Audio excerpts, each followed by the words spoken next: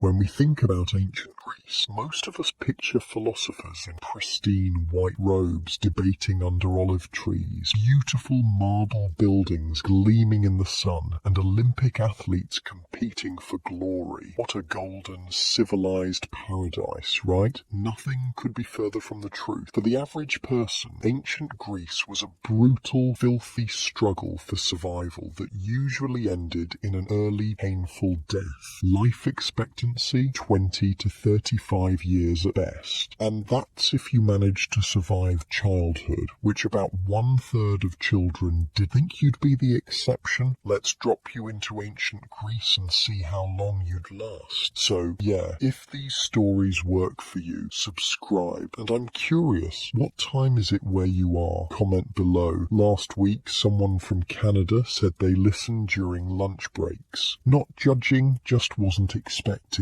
that. Okay, tonight it's ancient Greece. But wait, are you comfortable? No, really. Check. Pillows, blankets, the whole deal. Where we're going, you'll want to be settled. So congratulations, you just woke up in Athens, 430 BCE, the golden age of Pericles. Your eyes open to unfamiliar surroundings. A small, windowless room with mud brick walls. The air feels thick, acrid with smoke from last night's cooking fire that never fully ventilated through the small hole in the roof. Your lungs burn slightly with each breath. Your eyes water. Everyone around you seems used to this. They've been breathing smoke their entire lives. You're lying on a wooden frame with some rope webbing digging into your back. If you're lucky, there's a thin straw mattress on top. If not, just straw on a dirt floor. Your back already aches and the day hasn't even begun. Forget memory foam or even basic springs. Those luxuries are 2,400 years in the future, unlike your comfy bed right now, which cradles your body perfectly. Zeno, get up or there'll be no water left. A woman's voice cuts through your confusion. Apparently, your name is Zeno now. Foreigner, appropriate. The woman, Lydia, stands in the doorway. You've been taken in as a household servant after being found wandering with no identity or connections. A dangerous position in ancient Greece. Lydia, a potter's wife, decided you might be useful rather than leaving you to starve. Not exactly charity. She expects work in return. The well will be crowded soon, she says, thrusting a heavy clay amphora into your hands. Fill this completely and don't drop it. It's worth more than you are. You stagger to your feet, disoriented but grateful to have shelter and potential protection. The empty amphora alone weighs about 15 pounds. When filled with water, it'll be close to 50. No modern plumbing here. Water must be carried from public fountains or wells. Outside, dawn barely breaks over the cramped, chaotic streets of Athens. The city is enclosed by massive walls, built for protection against Spartan invaders, but they also trap the stench of 300,000 people living without sewage systems. The smell hits you immediate. Human waste, rotting food, unwashed bodies, smoke and animals. Your stomach lurches. People are already moving through the narrow, unpaved streets. Women carrying water jugs like yours, craftsmen setting up workshops, slaves running errands for their masters. A man relieves himself against a wall without shame or privacy. A woman empties a chamber pot from a second-story window with only a quick shout of warning. The waste splashes near your feet and you jump back. First time in Athens, an old man with a twisted back grins at you.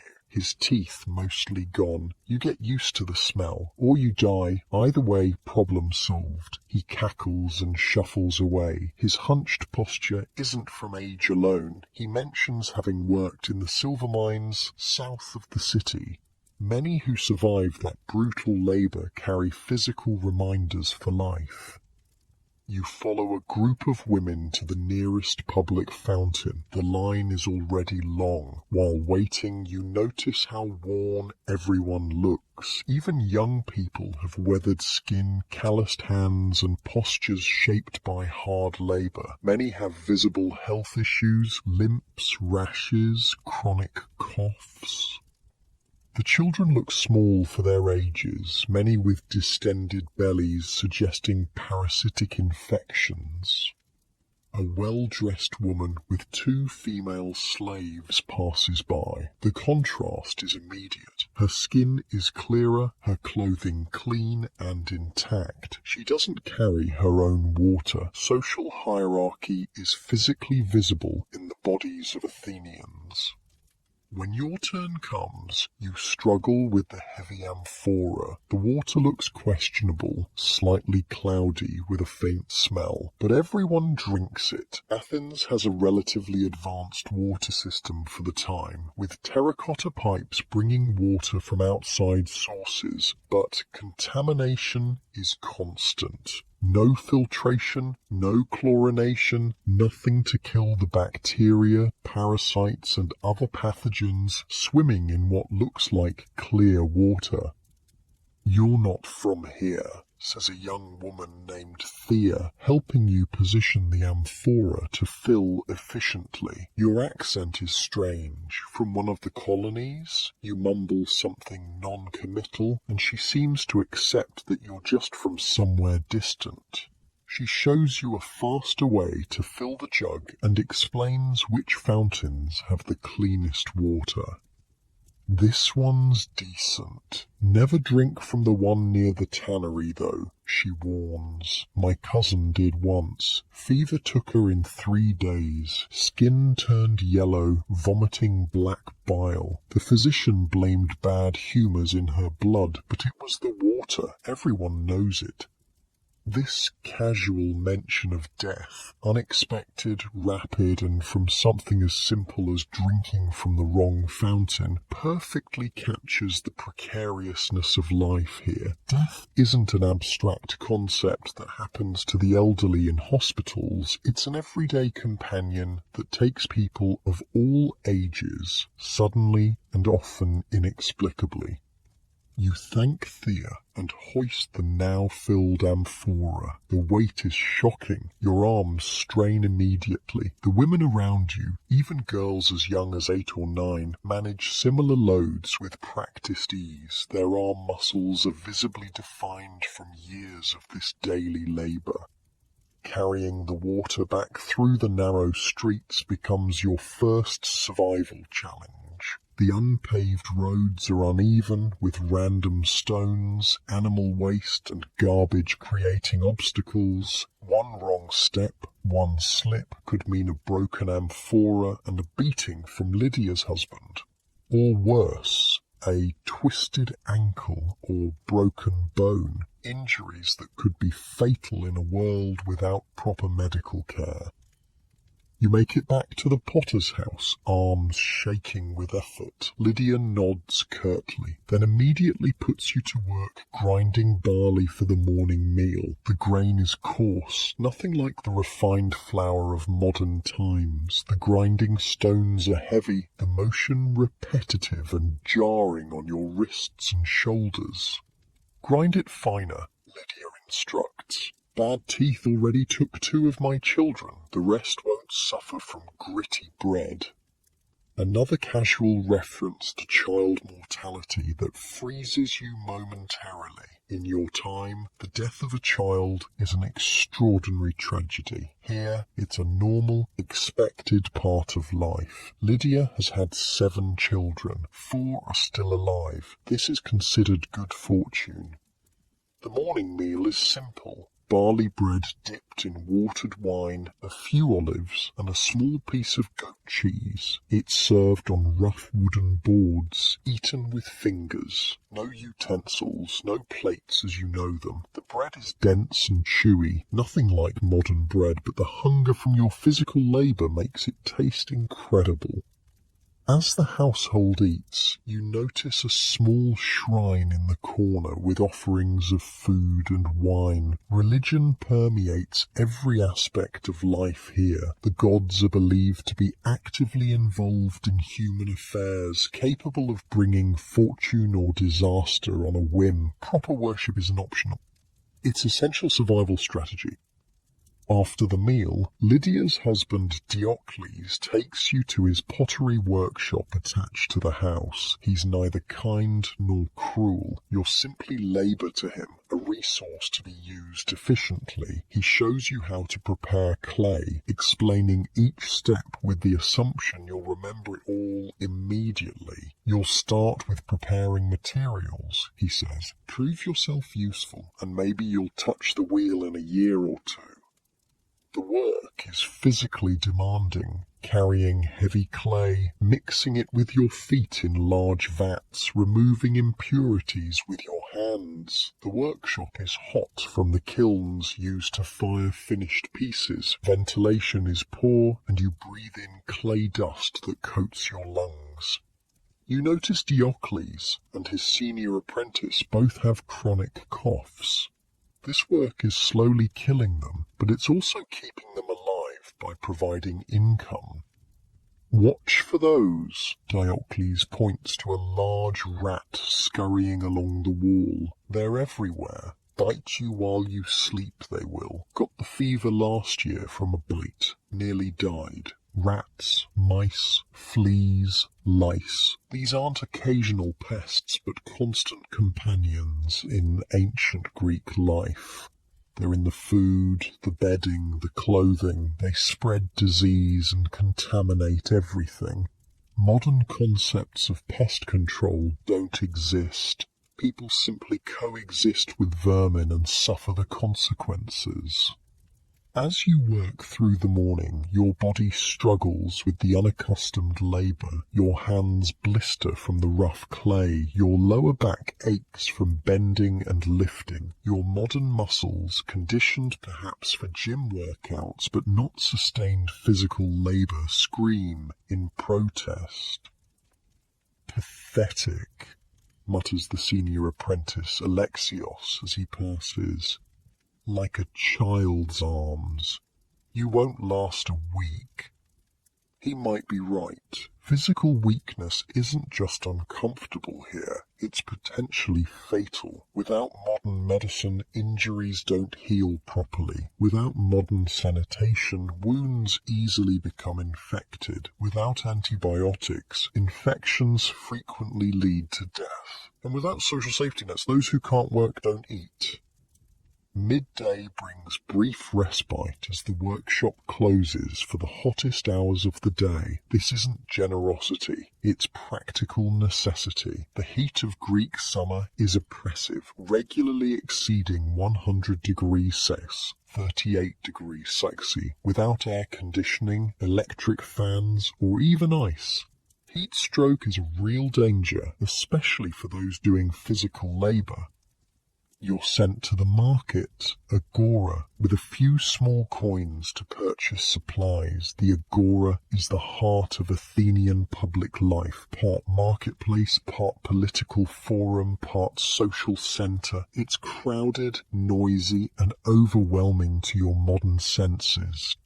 Vendors shout from every direction, selling everything from food to pottery to clothing. There's no fixed pricing. Every transaction involves haggling. No consumer protection either. Goods are frequently misrepresented, weights and measures manipulated. Caveat emptor isn't just a saying here. It's essential survival knowledge.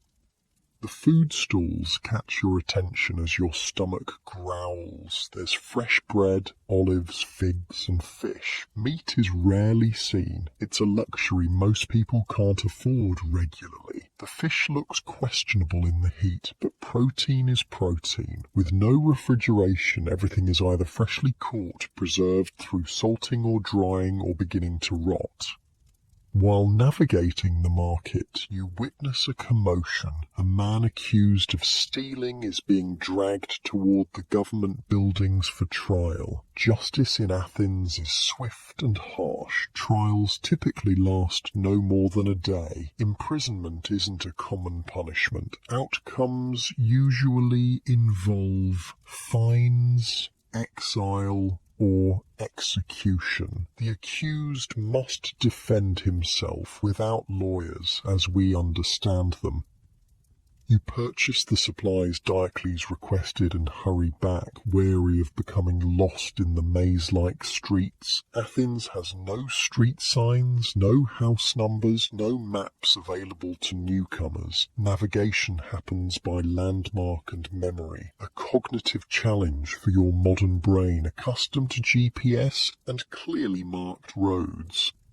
Returning to the workshop, you resume your labours under the critical eye of Alexios, who seems determined to find fault with everything you do. He's competing for limited resources. Diocles can only support so many apprentices, and your presence threatens Alexios's position. As you work, you notice a group of men in the street engaged in animated discussion about politics. They're citizens, the elite minority who can participate in democracy. To be a citizen, one must be male, born to Athenian parents, and have completed military training. Everyone else, women, slaves, resident foreigners, metics, has no political rights. These citizens are preparing to attend the assembly where they'll vote on matters affecting the city. Democracy exists, but in a form that would shock modern sensibilities, direct rather than representative, limited to a small percentage of the population, and operating without many of the checks and balances modern systems employ. The men's conversation focuses on the ongoing war with Sparta. The Peloponnesian War has been raging for years, disrupting trade, draining resources, and killing young men by the thousands. Athens is particularly vulnerable because it depends on imported grain. If the supply lines are cut, starvation follows. War is a constant feature of Greek life. Between 700 and 450 BCE, there were only 10 years of complete peace among the Greek city-states. For men of fighting age, military service is mandatory. The hoplite phalanx, the main Greek military formation, requires intensive training and expensive equipment. If you're called to serve, you'll need to provide your own armour and weapons, which cost roughly half a year's wages for an average worker. As the afternoon progresses, you feel something you'd almost forgotten, a sense of accomplishment. You've survived your first morning in ancient Greece. You've secured basic necessities, shelter, water, food, and a potential ongoing source of these things through work. You've begun to map the physical and social landscape around you. But survival here isn't just about making it through a single day. The constant threats, disease from contaminated water, infection from small injuries, violence from crime or war, starvation from crop failure, social ostracism from breaking unwritten rules, create an environment where death is always just one mistake away, and you haven't even made it to noon yet. The midday sun beats down mercilessly as you exit Diocles' pottery workshop. Athens shimmers in the heat, the white limestone buildings almost blinding in the intense Mediterranean light. The streets have emptied somewhat as people seek shelter during the hottest part of the day. Those who remain move slowly, conserving energy, staying in slivers of shade wherever possible. Lydia hands you a small clay cup of watered wine and a piece of barley bread. Eat quickly, she says, then take these pots to Stephanos at the olive oil shop. He'll pay you 3 obols. If he offers 2, remind him of his debt to Diocles. If he gives you less than 3, don't come back. Your first solo errand feels like a test. Can you navigate the city? Can you handle a basic transaction? Can you be trusted with money? Proving your worth is critical. In this society, without social safety nets, your survival depends entirely on your usefulness to others. The pots are packed carefully in a woven basket. They represent days of Diocles' work and are worth far more than you would be if sold as a slave. The weight pulls at your shoulders as you memorize Lydia's directions. 3 streets toward the agora, left at the shrine to Hermes, right at the public fountain, then straight to the covered markets. As you walk, you observe how different social classes experience midday differently. Slaves continue working, obviously. Their comfort isn't a consideration. Poor labourers and craftspeople take minimal rest in whatever shade they can find. The moderately prosperous, like Diocles, retreat to their homes. The wealthy might enjoy a proper midday meal, followed by rest in purpose-built cooler rooms in their larger houses. You pass a group of children playing with a pig's bladder inflated as a ball. Their play seems normal enough, but you notice details that would horrify modern parents. Many have visible, untreated infections, eye inflammations, skin conditions, festering cuts. They're thin, some with the distended bellies that suggest parasitic infections. They play barefoot among street filth. Yet they laugh and argue just like children anywhere, adapted to conditions that are normal to them but shocking to your modern sensibilities. A child of about 7 runs past you, narrowly avoiding collision. "Sorry, stranger," he calls out, not slowing down. His companion, slightly older, gives you an appraising look. "You're new," he states, "working for the potter?" You nod, surprised at being recognized already. "Nicias," he says with the confidence of a child who navigates these streets daily. "That's good work if you don't mind the dust. My father says potter's lungs turn to stone eventually, but you'll eat regularly." Nicias offers to show you a shortcut to the olive oil cellar, and despite some wariness, you follow him. His knowledge of the city is impressive, ducking through narrow alleys, cutting through a small courtyard where he's clearly known, emerging much closer to your destination. Stephanos is fair, but pretends to forget agreements, Nicias advises. "Stand your ground." He grins, revealing several missing teeth, then holds out his hand expectantly. You realize this help isn't free. Having no money of your own, you break off a piece of your barley bread and offer it. Nicias accepts it with a nod, clearly having hoped for a coin, but not surprised by your poverty. "Watch for Lysander and his friends," he warns, before running off. "They take from newcomers. 3 streets that way." He points toward a neighborhood you resolve to avoid.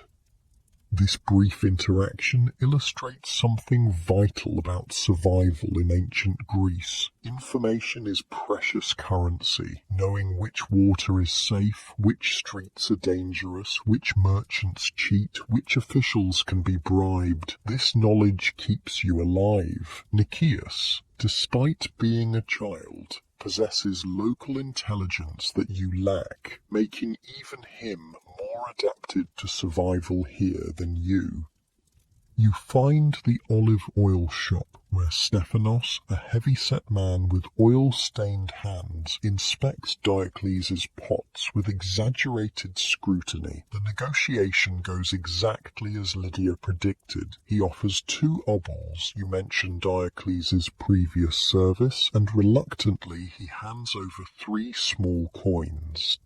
Olive oil is fundamental to Greek life. It's used for cooking, lighting lamps, cleaning bodies, treating leather and medicine. The shop smells richly of it, with large storage vessels, pithoi containing different grades. The highest quality is for food, the lower for industrial uses.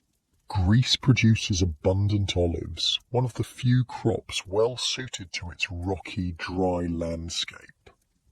"You don't look like you'll last," Stephanos comments, eyeing your already sunburned skin and the blisters forming on your hands. Athens eats foreigners alive, especially during war. The reference to war reminds you of the historical context. You've arrived during the Peloponnesian War between Athens and Sparta, a devastating conflict that will ultimately lead to Athens' defeat. The city is under stress, resources stretched thin, political tensions high. On your return journey, you take a wrong turn and find yourself in an unfamiliar street. The buildings here are larger, better constructed, with decorated entrances. You've wandered into a wealthier area. Before you can correct your route, you're confronted by 3 young men in fine clothing, led by a tall youth with a scar across his cheek.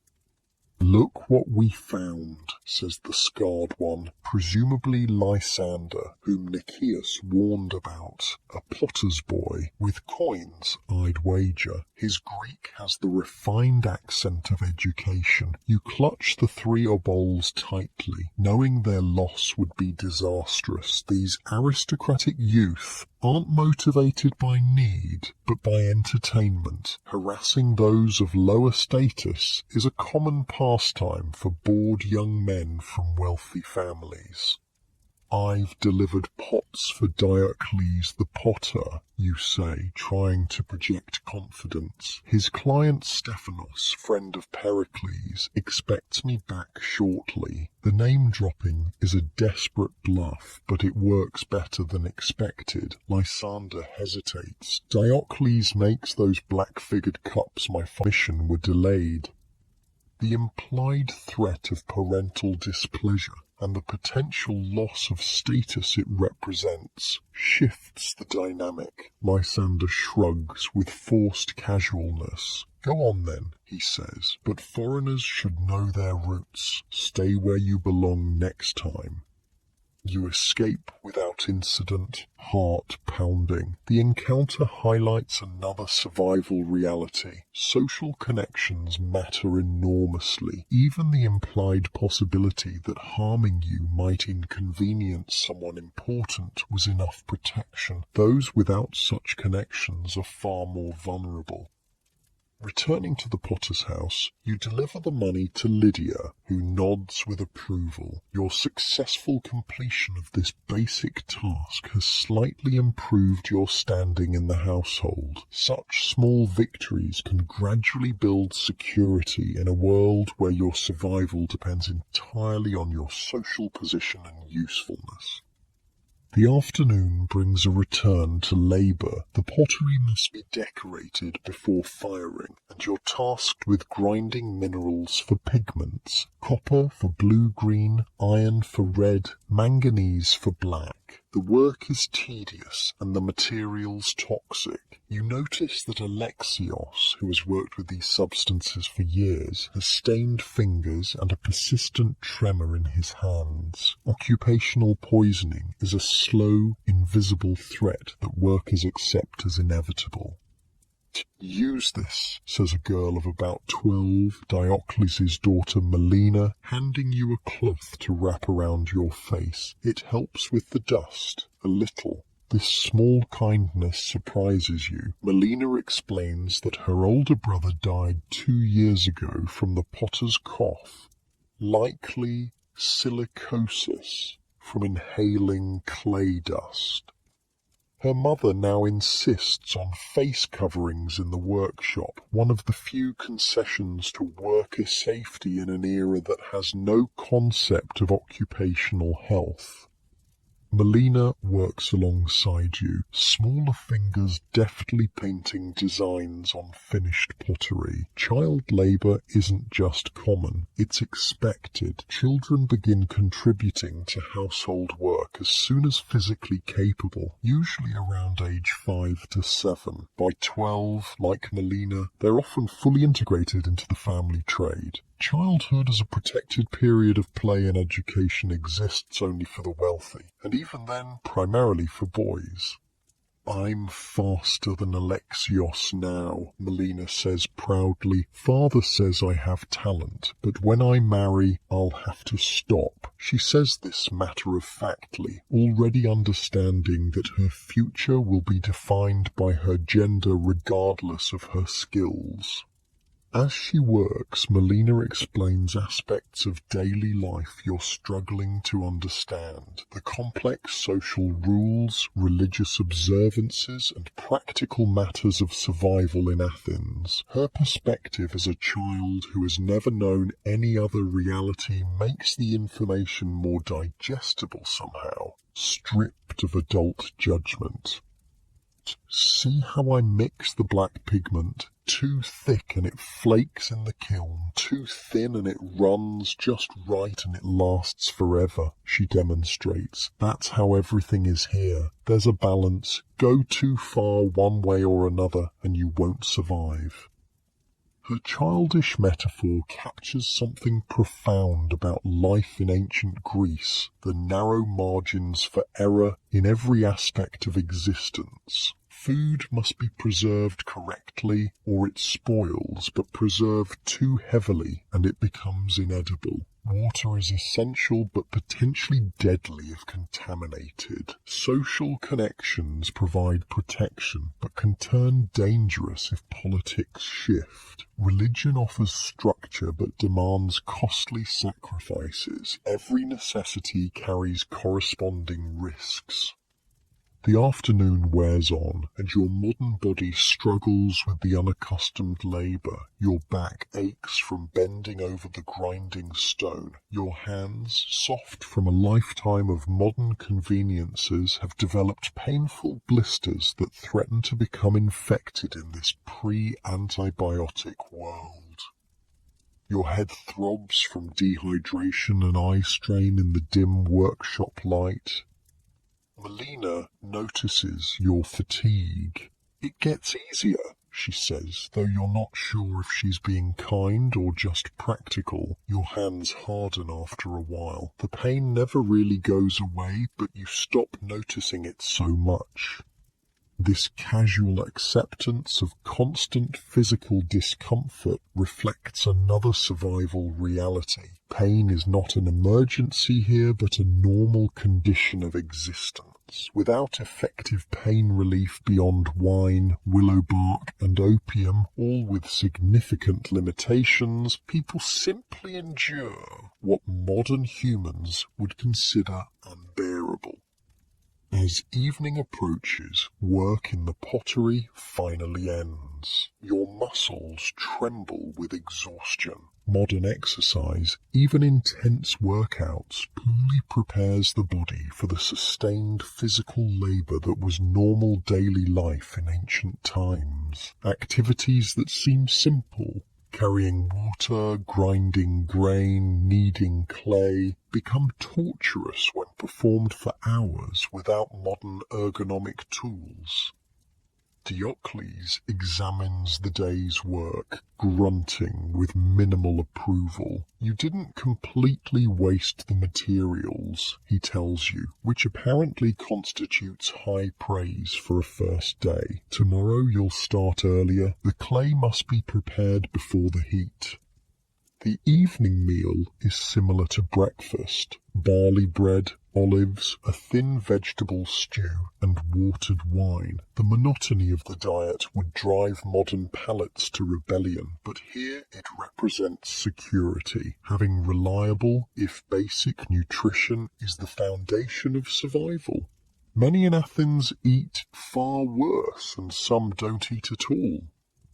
During the meal, conversation turns to city matters. News travels entirely by word of mouth, creating an oral network that's surprisingly effective but prone to distortion. Diocles has heard rumours of grain shipments delayed by Spartan naval activity. Potential price increases coming. This isn't abstract economic news. It's a direct threat to survival for families living on the edge of subsistence.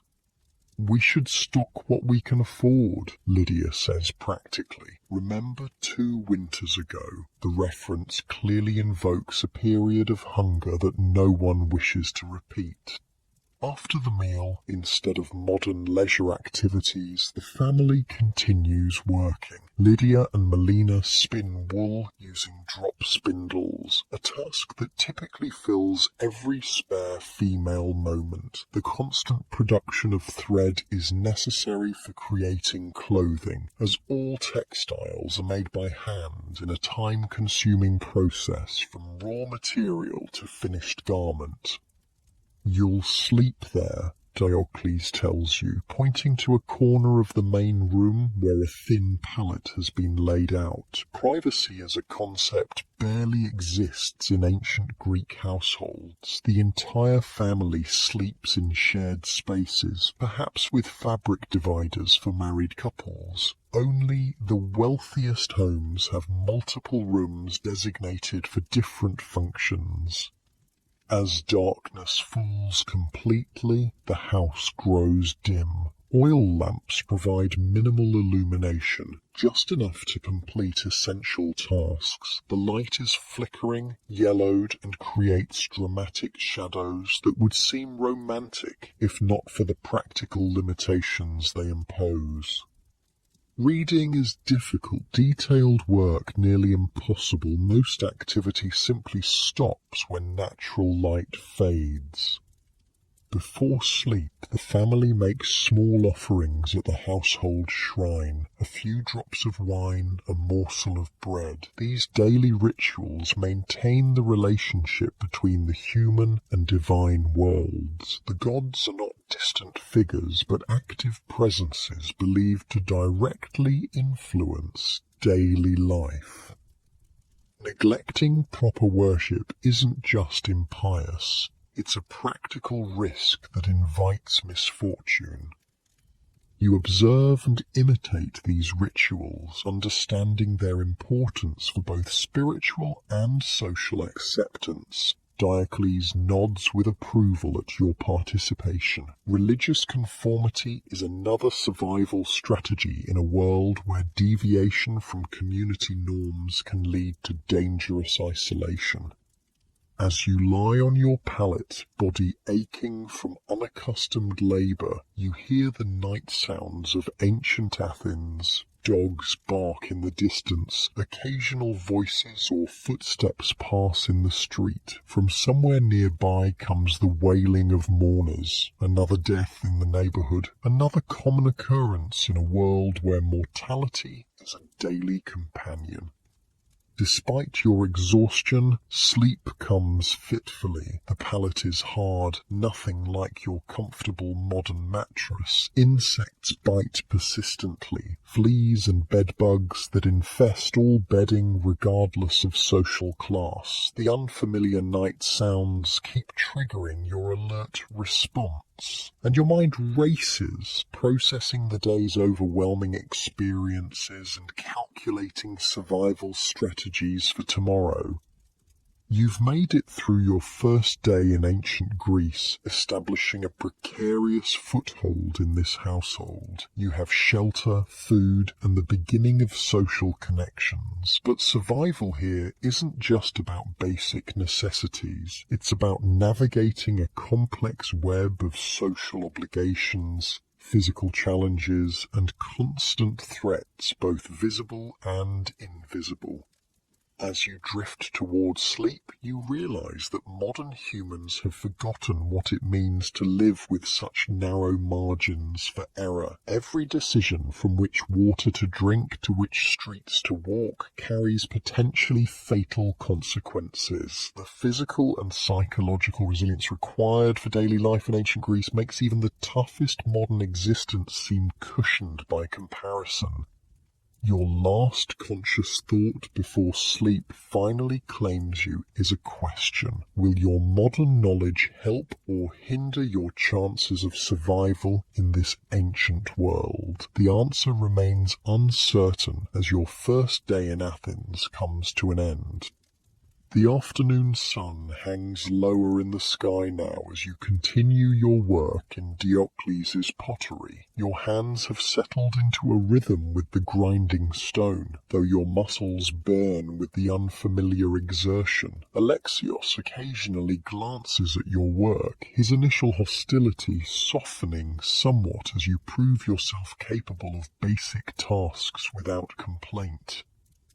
"Water break," announces Diocles, passing a clay cup that everyone shares. The water tastes slightly metallic and warm, but your thirst overwhelms any hesitation. Diocles watches you carefully. "You've worked in a shop before," he observes, not a question. You nod vaguely, letting him believe what he wants. The less you reveal about your true origins, the better. In ancient Greece, being truly foreign, not just from another Greek city-state, but completely outside the Hellenic world, would mark you as a barbarian, someone inherently inferior and potentially dangerous. "The Panathenaic festival approaches," Diocles says, returning to his wheel. "We need 50 more cups before then. The symposia during the festival mean good business." The mention of the Panathenaic festival, Athens' most important religious celebration honouring the goddess Athena, reminds you of the central role religion plays in Greek life. It's not just spiritual, it's economic. Festivals create demand for pottery, food, animals for sacrifice, and various services. They structure the calendar, provide rare holidays from labour, and offer opportunities for social advancement through participation or sponsorship. As work resumes, a well-dressed man enters the pottery. His clothing marks him as wealthy, and everyone's demeanour changes immediately. Straighter postures, more deferential expressions. This is Demosthenes, a member of Athens' elite and an important client. Diocles hurries to greet him with carefully calibrated respect, neither too familiar nor too servile. "The craters for my symposium," Demosthenes states without preamble. "They must be ready in 3 days. Diocles assures him they're progressing well. You continue working, but listen carefully to the interaction, learning crucial information about social hierarchy. Demosthenes speaks with the unconscious authority of someone who has never questioned his place at the top. Diocles responds with a careful deference of a skilled craftsman who has status but knows its limits. After Demosthenes leaves, satisfied with what he's seen, Diocles' shoulders relax visibly. His patronage matters, he explains to you. One word from him brings 10 new clients, or ruins us completely. This patron-client relationship exemplifies how social connections determine survival in ancient Greece. Merit and skill matter, but without the right relationships, even the most talented craftsman might starve. For Diocles, maintaining Demosthenes' favour isn't just good business. It's essential protection in a society where the powerful can destroy the vulnerable on a whim. "He's on the council this year," Melina whispers to you as you work side by side. "He judges citizenship claims too." The mention of citizenship highlights another fundamental aspect of Greek society, the rigid divisions that determine every aspect of life. Athens in particular has a famously restrictive citizenship system, especially after Pericles' citizenship law of 451 BCE, requiring both parents to be Athenian citizens. This creates a relatively small citizen body, only about 10–20% of the total population, with exclusive rights and privileges. As you work through the afternoon, you begin to grasp the complexity of Greek social structure, not just from observation, but from conversations around you. Diocles and his family discuss neighbours, customers, and public figures, inadvertently providing you with a crash course in Athenian society. At the top are citizens, free adult men born to Athenian parents who have completed their military service. Only they can vote, speak in the assembly, own property, and bring cases to court. Their wives and daughters have citizen status, but virtually no political rights. Below them are metics, resident foreigners who live and work in Athens but can never become citizens. They pay special taxes, can't own land, and have limited legal protections, though many are successful merchants or craftsmen. Slaves occupy the bottom tier, comprising about a third of Athens' population. Their lives are defined by complete lack of freedom and constant vulnerability. They have no legal rights, no protection from abuse, and no control over their own bodies or labour. You've noticed several household slaves in wealthier homes you've passed, and the silver mines at Laurion, which provide much of Athens' wealth, are worked entirely by slaves in conditions that amount to a death sentence.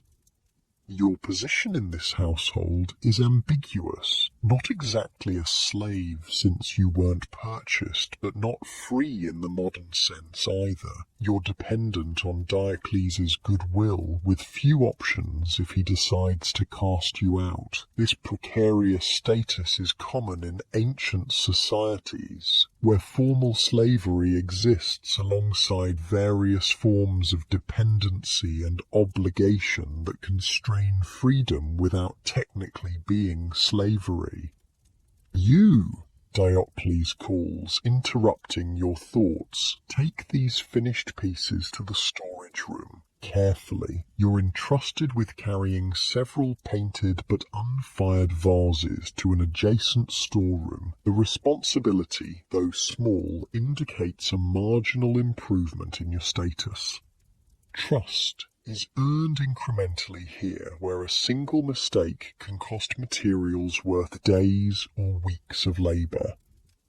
In the storeroom, you encounter an elderly man carefully arranging pottery on shelves. This is Timon, Diocles' father, now too frail for most workshop tasks, but still contributing where his aging body allows. His hands, though gnarled with arthritis, move with practised precision, born from decades at the potter's wheel. New, are you? He asks, eyeing you shrewdly. From where?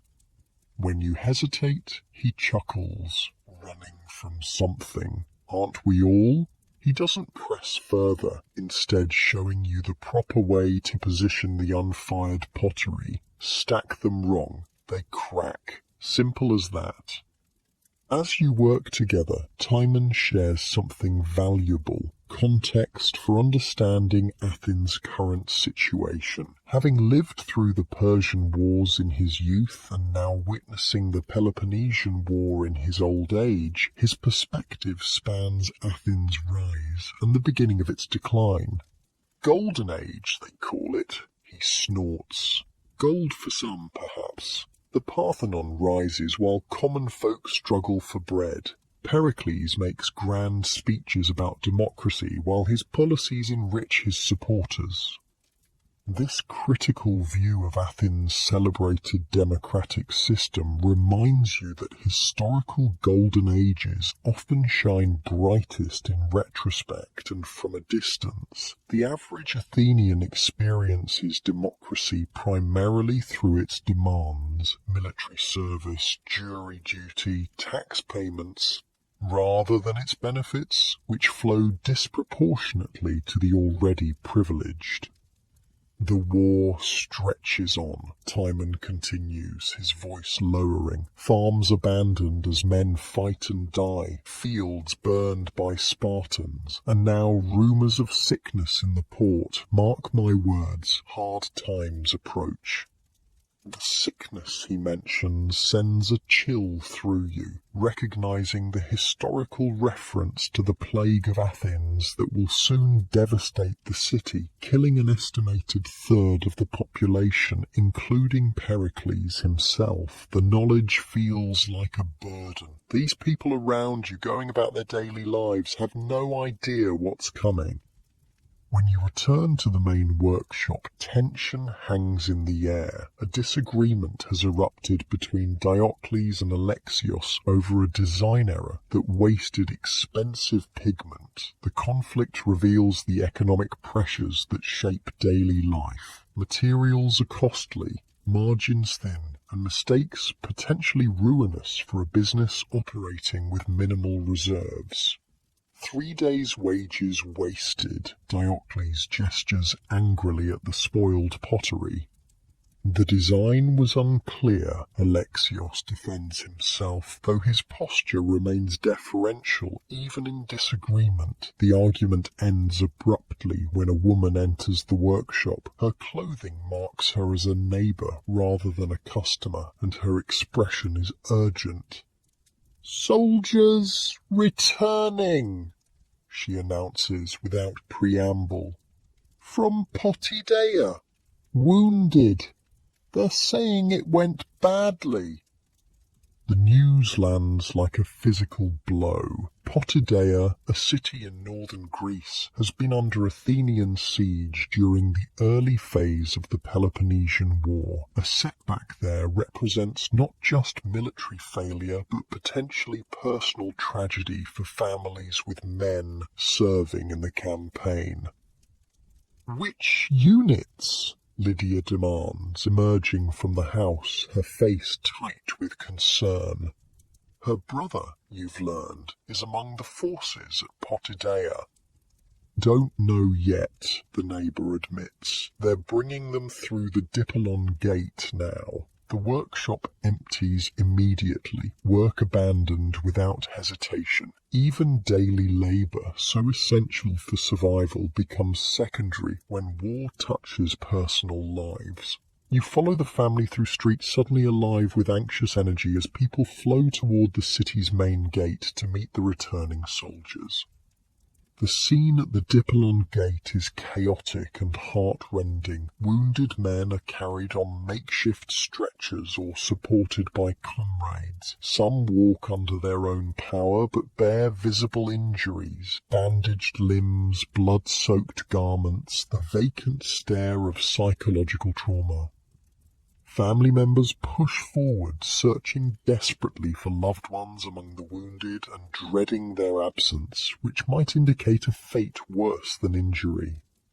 Lydia scans the crowd with increasing panic until her shoulders suddenly sag with relief. Her brother Theon appears, limping heavily with a bandaged thigh but alive. The family surrounds him immediately, helping him toward home while he delivers news to anxious neighbours about their own men. This one alive, that one wounded but recovering. Another missing and presumed captured or killed.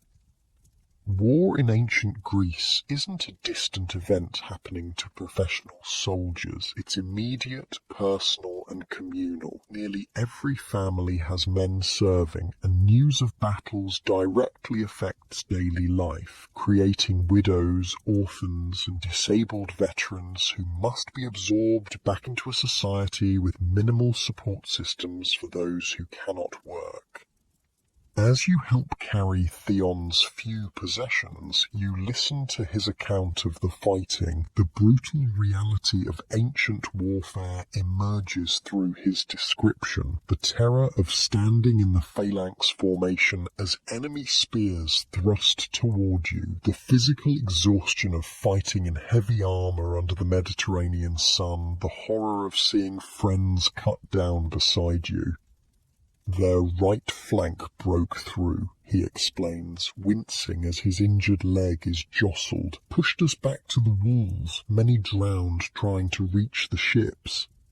Back at Diocles' house, Lydia treats her brother's wound with the limited medical knowledge available, cleaning it with wine, the alcohol providing some antiseptic benefit, applying a poultice of herbs, and binding it with clean linen. There are no antibiotics, no professional medical care, except for the wealthy who can afford physicians, and even those doctors operate with severely limited understanding of infection and disease processes. The wound is clean, Lydia pronounces, though modern medical knowledge makes you doubt this assessment. No signs of the rot. She means gangrene, a common and deadly complication of battlefield injuries in the pre-antibiotic era. Theon's return creates a complex mix of emotions in the household. Relief at his survival, concern for his injury, but also anxiety about having another person to feed while he's unable to work. Even in this moment of family reunion, economic reality intrudes. Every mouth requires sustenance and resources are limited. You'll stay with us until healed, Diocles tells his brother-in-law. It's both generosity and obligation. Family members are expected to support each other in a society without formal safety nets. I can still work with my hands, Theon insists, clearly concerned about being a burden. I can paint, help with the firing. The evening meal becomes a small celebration of Theon's return with slightly more generous portions and the addition of a small piece of honeycomb, a rare sweet treat saved for special occasions. As the family eats, Theon shares news from beyond Athens, providing a wider perspective on the war and political situation throughout Greece. The conversation reveals another aspect of ancient life, the limited flow of information. News travels only as fast as the people carrying it, creating significant delays and distortions. What Theon knows of events at Potidaea is already weeks old. What's happening in more distant parts of the Greek world might take months to reach Athens, and the reliability of such information depends entirely on the sources.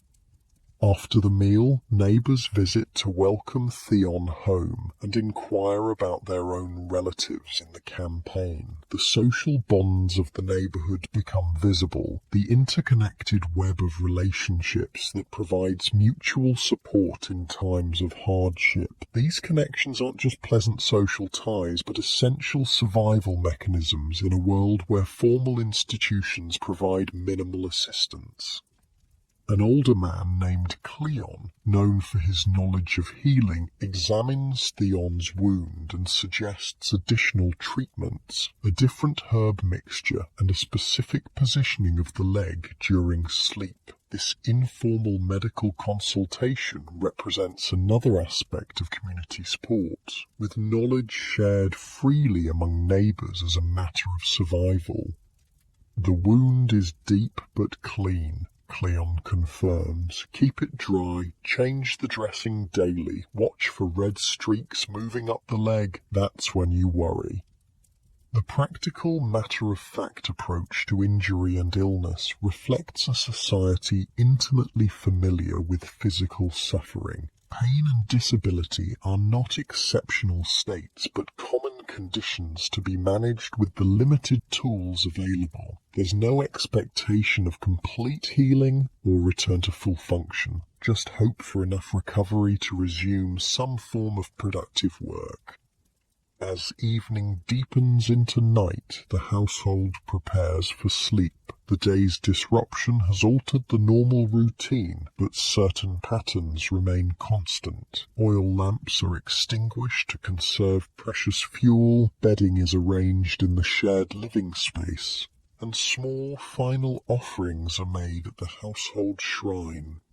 You find yourself positioned near Theon, who seems grateful for company during what will likely be a painful night. The wounded soldier studies you with curiosity. Diocles says you appeared from nowhere, he remarks quietly, speaking strangely, knowing nothing of Athens. You offer a vague explanation about coming from a distant region and suffering an injury that affected your memory, a story that seems to satisfy most questions without revealing your impossible true origins. War makes strangers of us all, Theon replies philosophically. Who I was before Potidaea seems like another person now. This sentiment, the transformative effect of trauma and hardship on identity, transcends historical periods. The psychological impact of warfare, though not described in modern clinical terms, is clearly recognized and understood through cultural frameworks available to ancient Greeks. As conversation around you dies down and the household settles into sleep, your mind remains active, processing the day's experiences. The social world of ancient Athens has become more legible to you. Its hierarchies and divisions, its networks of obligation and support, its methods of coping with hardship and uncertainty. You've witnessed how war shapes daily life, how family bonds provide essential security, how social connections determine access to resources and opportunities. You've seen the physical toll of ancient living conditions on human bodies and the psychological strategies people develop to endure constant hardship. Most strikingly, you've recognized that survival in ancient Greece isn't primarily an individual achievement, but a collective process.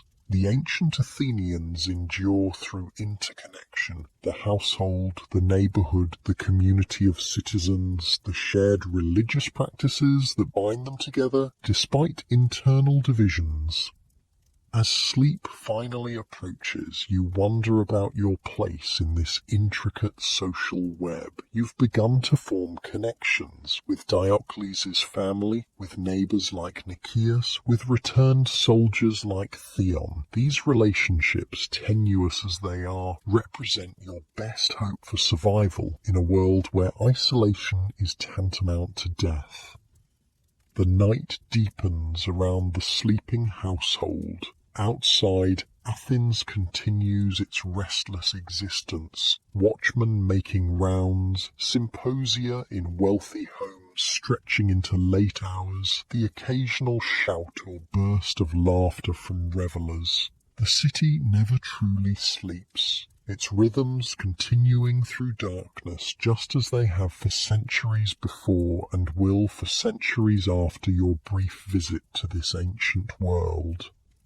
You wake suddenly in the pre-dawn darkness, momentarily disoriented until the now familiar smells of the potter's house bring you back to your ancient reality. Something's wrong. The household stirs with unusual activity for this hour. Hushed voices, hurried movements, the sound of water being poured. "Fever's worse," comes Lydia's tense voice. "He's burning up." It's Theon. Overnight, his wound has taken a dangerous turn. Despite the wine cleaning and herbal poultices, infection has set in, an almost inevitable outcome in a world without antibiotics or proper understanding of germ theory. You rise from your sleeping pallet, joining the family gathered around Theon. His face is flushed, his breathing rapid and shallow. The bandage on his thigh shows seepage, yellow-green discharge that indicates infection. Modern medical knowledge tells you exactly what's happening. Bacteria are multiplying in the wound, entering the bloodstream, triggering the body's inflammatory response. Without intervention, sepsis will follow, then organ failure, then death.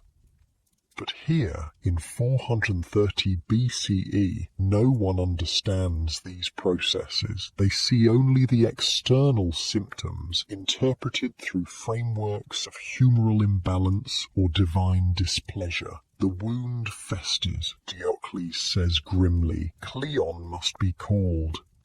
Melina is sent to fetch the neighbourhood healer, running through streets still dark and dangerous before dawn. You offer to help and are tasked with bringing fresh water, which you fetch from the household cistern, a stone-lined reservoir that collects rainwater from the roof. The water looks relatively clean compared to public sources, a small advantage of living in a craftsman's home rather than the poorest dwellings. When Cleon arrives, sleep-tousled but alert, he examines Theon with practiced efficiency. His methods reflect the best medical knowledge available in ancient Greece: observation of symptoms, checking pulse and respiration, examining bodily secretions. He unwraps the bandage, revealing the angry red inflammation around the wound, the purulent discharge, the streaking redness extending up the thigh that indicates spreading infection. Blood and bile fight within him, Cleon pronounces, his explanation reflecting Hippocratic theory of the four humours. The balance must be restored.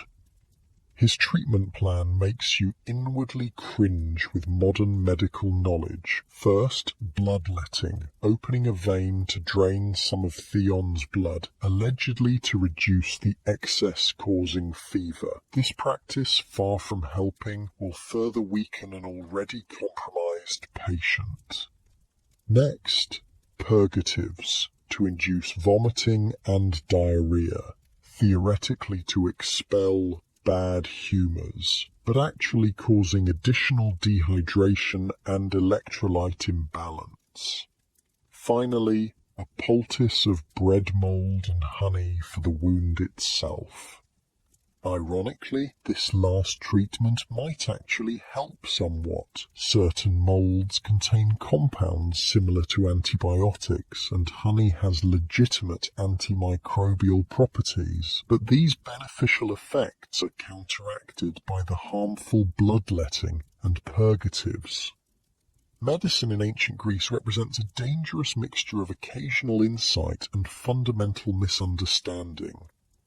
As Cleon works, he explains his reasoning, providing a window into ancient medical thinking. The four humours, blood, phlegm, yellow bile, and black bile, must exist in proper balance for health. Illness occurs when they're out of proportion, with different symptoms indicating different imbalances. Fever suggests excess blood or yellow bile, hence the bloodletting to reduce this excess.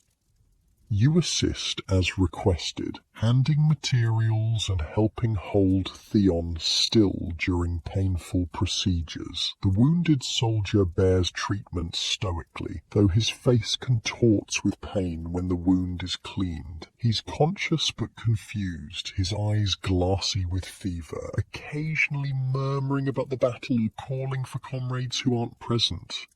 Will he survive? Lydia asks directly, her practical nature asserting itself even in this emotional moment. Cleon's answer is equally direct. If the fever breaks by tomorrow, yes. If not, He leaves the sentence unfinished, but everyone understands the implication. Many battle wounds that seem survivable initially prove fatal through infection. The family faces the very real possibility of celebrating Theon's return one day only to mourn his death the next. This precariousness, the thin line between life and death, the rapid reversals of fortune, characterizes existence in ancient Greece. Survival isn't a state achieved once and maintained, but a daily process requiring constant vigilance and frequently dependent on chance. The robust young soldier of yesterday becomes today's fever-stricken invalid, his fate hanging in balance despite everyone's best efforts. Dawn breaks as Cleon finishes his treatments. The household should be beginning its normal workday, but Theon's condition disrupts the routine. Diocles faces a difficult decision: continue production despite the crisis or pause work to attend to his brother-in-law. Economic necessity wins out. Pottery must still be completed for the upcoming festival. Diocles, Alexios, and Melina will work while Lydia tends to Theon. You, Diocles points to you, help my wife today, then join us when you can. This assignment reflects both trust and practicality. You've shown yourself useful and relatively intelligent, making you a better choice for sickroom assistance than some alternatives. But you're also the most expendable workshop worker, the one whose absence least affects production.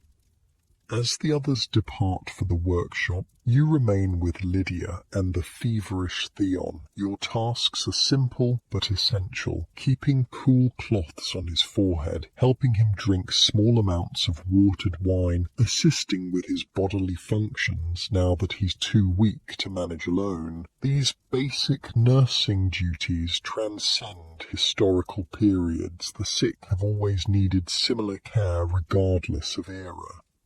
He fought at Marathon, my father, Lydia says unexpectedly as she wrings out a cloth. Came home with a Persian spear wound in his side. Lived another 20 years. Said the gods spared him for a purpose. She looks at her brother's flushed face. I hope they see purpose in sparing Theon too.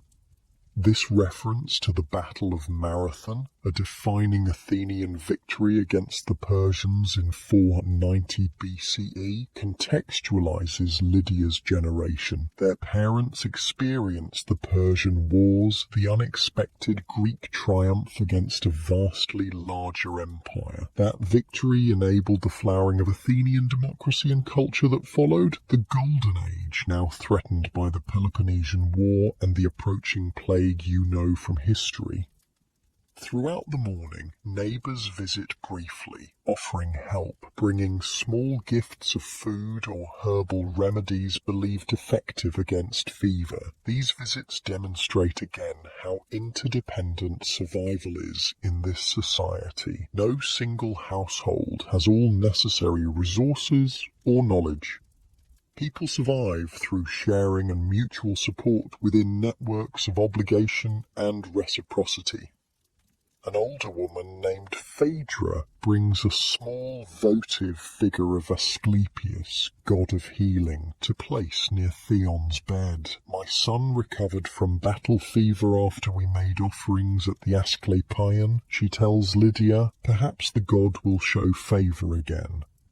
This intersection of medicine and religion characterizes Greek approaches to health. Practical treatments coexist with religious rituals. Physicians work alongside priests. Physical remedies complement spiritual interventions. The boundaries between medicine, religion, and magic, so clearly defined in modern thinking, blur considerably in ancient practice.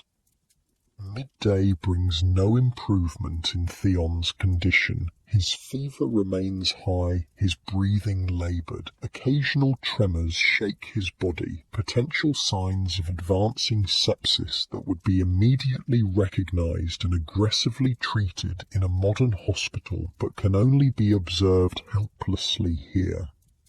You take a brief break from sick-room duties to fetch more water. Outside, Athens continues its normal activities, seemingly indifferent to the life and death struggle occurring within Diocles' home. The contrast is jarring, how individual suffering can be so acute while collective life proceeds uninterrupted. Yet this too characterises the ancient world, where death is so commonplace that society cannot pause for each occurrence.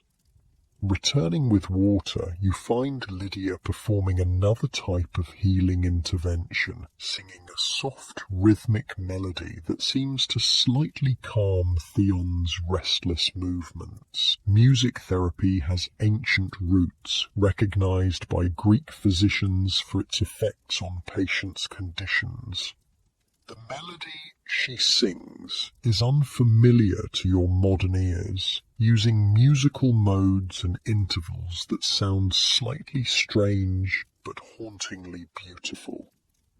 Our mother sang this during illnesses, she explains when she notices your attention. Old songs have power, some say. As the day progresses, you observe how Lydia combines multiple approaches to healing. The physical treatments Cleon prescribed, religious offerings to Asclepius, musical therapy from family tradition, and constant practical nursing care. This holistic approach, drawing on every available resource, represents the ancient survival strategy when facing illness. Try everything, hope something works. By late afternoon, subtle changes appear in Theon's condition. His breathing seems slightly less laboured, his skin marginally less hot to touch. Lydia notices too, but remains cautiously realistic, having seen too many temporary improvements preceding final decline. Sometimes they rally before the end, she says, dampening hope. But sometimes it marks true recovery. We'll know by morning. This measured approach to both hope and despair reflects another survival strategy in a world of high mortality, emotional regulation that neither surrenders prematurely to grief nor indulges in unrealistic optimism. People develop psychological defenses against the constant threat of loss, creating emotional frameworks that accommodate death without being incapacitated by it. As evening approaches, you're sent to the workshop to help with the day's final tasks. The atmosphere there is subdued, everyone aware of Theon's precarious condition, but continuing necessary work. Pottery doesn't pause for personal crises. Kilns must be tended, clay prepared, orders completed. Economic survival demands continued productivity, even amid potential grief. Diocles works silently at his wheel, his usual critiques and instructions reduced to terse gestures. Alexios and Melina maintain similar focus, the workshop unusually quiet without the normal conversation and occasional singing that accompanies labour. You join them in preparing clay for tomorrow's work, your hands now somewhat more accustomed to the physical tasks after 2 days of practice. "How is he?" Melina finally asks, breaking the silence. "Fighting," you answer, using Lydia's term. There might be small improvement. The hope in her expression is painful to see, knowing how easily it might be crushed. Children in ancient Greece become familiar with death early. Siblings, friends, and relatives die regularly from causes that would be preventable or treatable in modern times. Yet they still hope, still invest emotionally in uncertain outcomes. After work ends, everyone returns to the main house, where Lydia has prepared a simple evening meal. Eating happens around Theon's sickbed, the family unwilling to leave him even briefly. The meal is subdued with minimal conversation beyond necessary coordination of care tasks. As darkness falls, Cleon returns to check Theon's condition. His examination is thorough, including not just physical symptoms, but questions about dreams and sensations that might provide diagnostic insights according to Hippocratic methods. The slight improvements you and Lydia noticed seem confirmed by his more experienced assessment. The crisis approaches, he announces. Tonight will determine his path. If he survives until dawn with the fever broken, he will likely recover. This concept of crisis in illness, a turning point where the condition definitively improves or deteriorates, comes from Hippocratic medicine. It reflects observation of how many infectious diseases follow patterns of intensification followed by resolution, either through recovery or death. Without understanding the underlying microbiology, ancient physicians nevertheless recognized these clinical patterns. Cleon adjusts his treatment plan based on the current symptoms, discontinuing purgatives, applying a different poultice to the wound, recommending specific positioning to improve breathing. These modifications demonstrate the empirical, observation-based nature of the best ancient medical practice, which could be remarkably responsive to changing patient conditions despite fundamental misconceptions about disease causes. After Cleon departs, the family organizes for night watch. Diocles takes the first shift, followed by Lydia, then you, then Alexios near dawn. This rotation ensures continuous monitoring without exhausting any individual. Again, survival strategies emerge. Collective effort, resource sharing, practical solutions to challenges.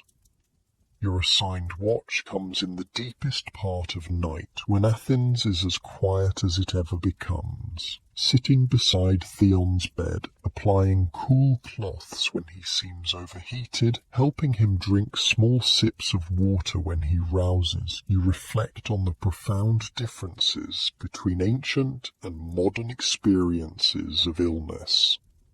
In your time, Theon's infection would be treated with intravenous antibiotics, his fever reduced with antipyretics, his fluid balance carefully monitored and maintained. The intervention would be primarily technological and pharmaceutical, conducted by specialized professionals in dedicated facilities.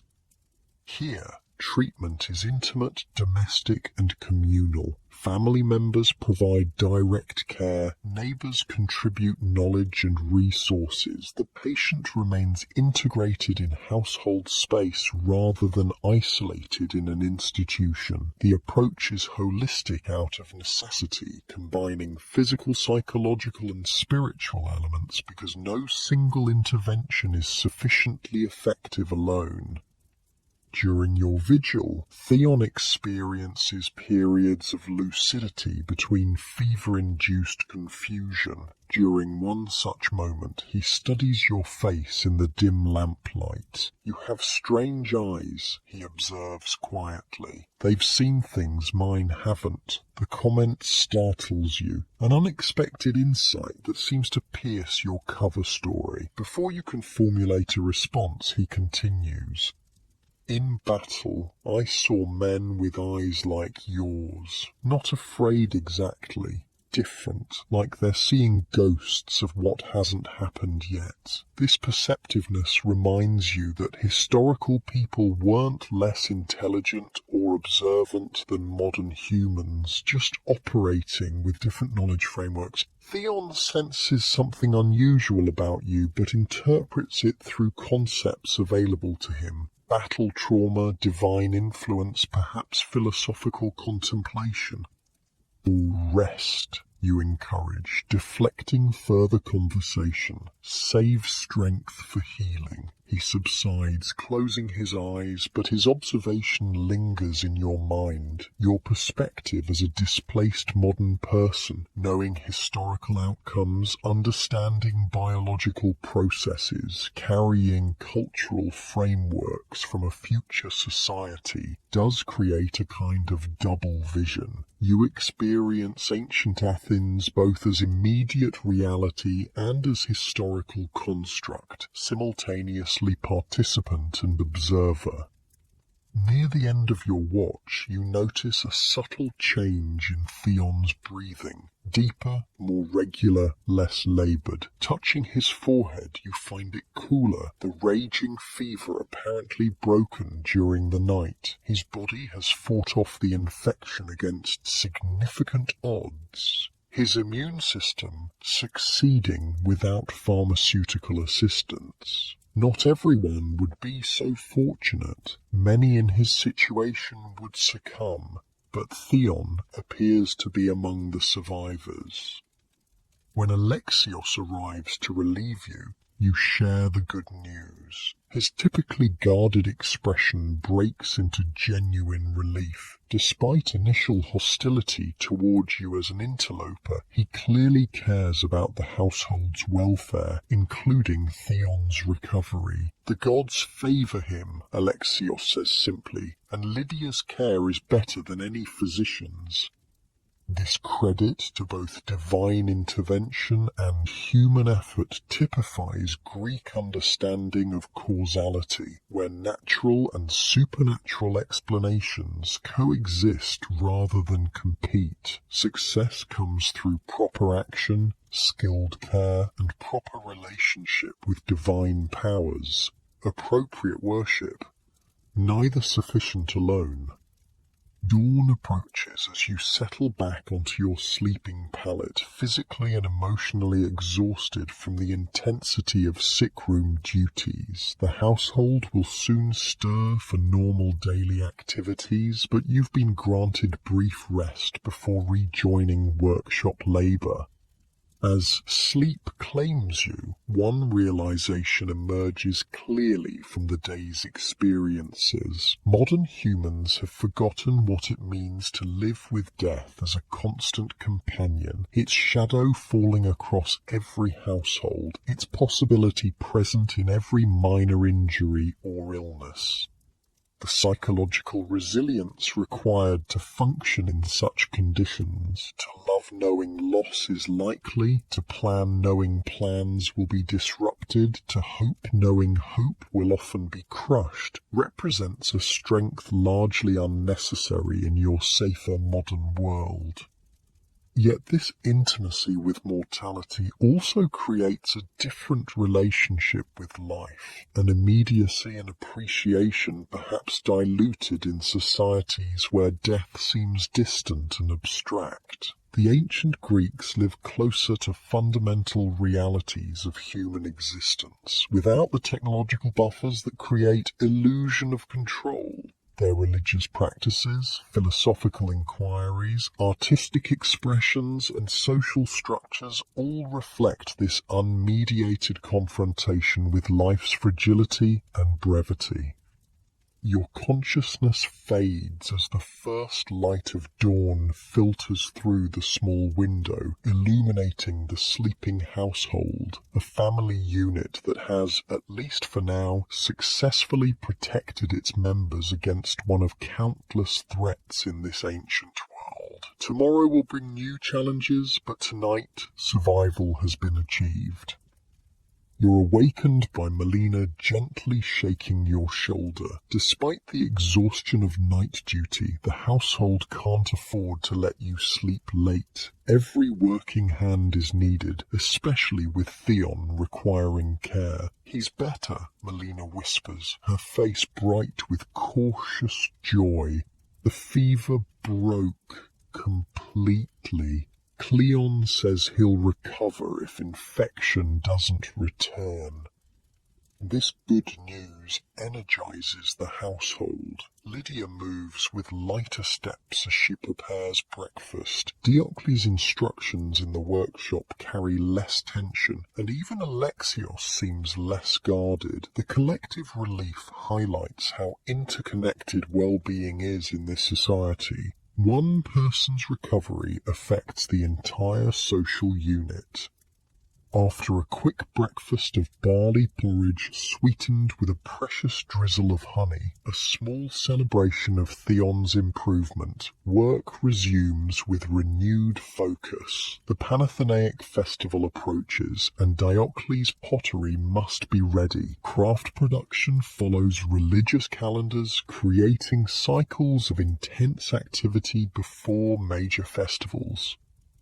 You've been promoted from basic clay preparation to more skilled tasks, painting simple designs on smaller pieces. Your modern fine motor control, trained through years of writing and typing, proves advantageous for this precision work. Alexios notices your steady hand and nods with grudging approval. Not terrible, he concedes, which from him constitutes high praise. Perhaps Athena guides your hand.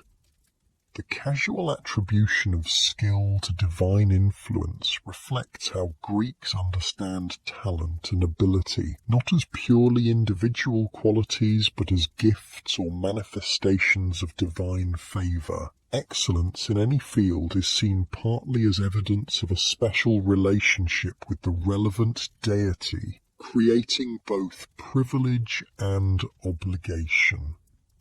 Midday brings an unexpected visitor to the workshop. Demosthenes, the wealthy patron who ordered craters for his symposium. His arrival causes immediate tension, as his presence is both opportunity and threat. His approval means continued patronage. His displeasure could ruin the business.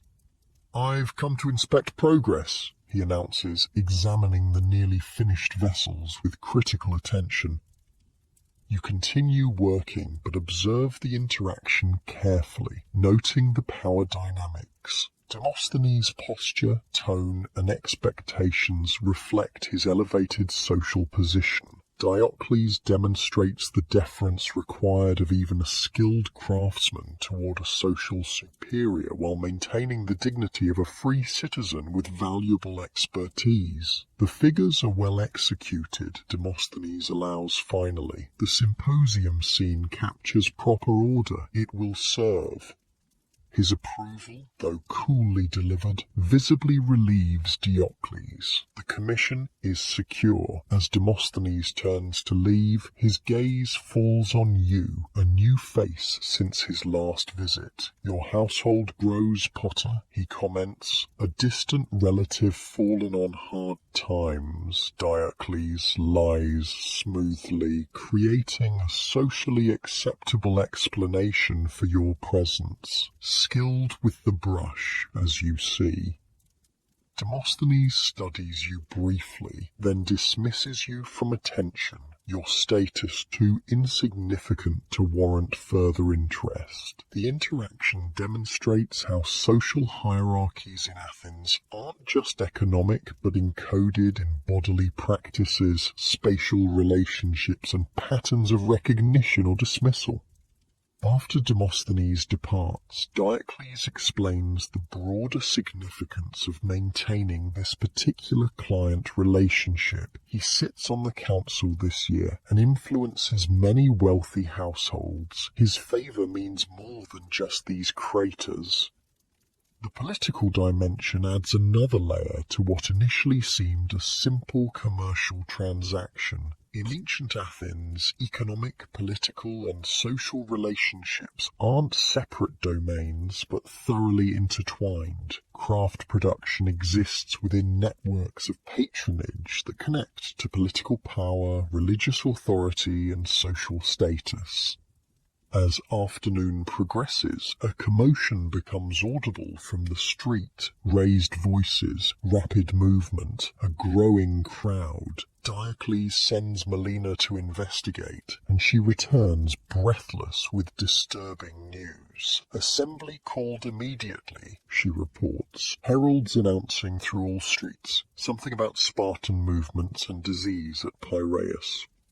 This announcement causes visible alarm. Unexpected assembly meetings usually indicate crisis, military threat, political upheaval, or natural disaster. The mention of disease particularly concerns you, knowing from historical records that the devastating plague of Athens is beginning its deadly spread through the city.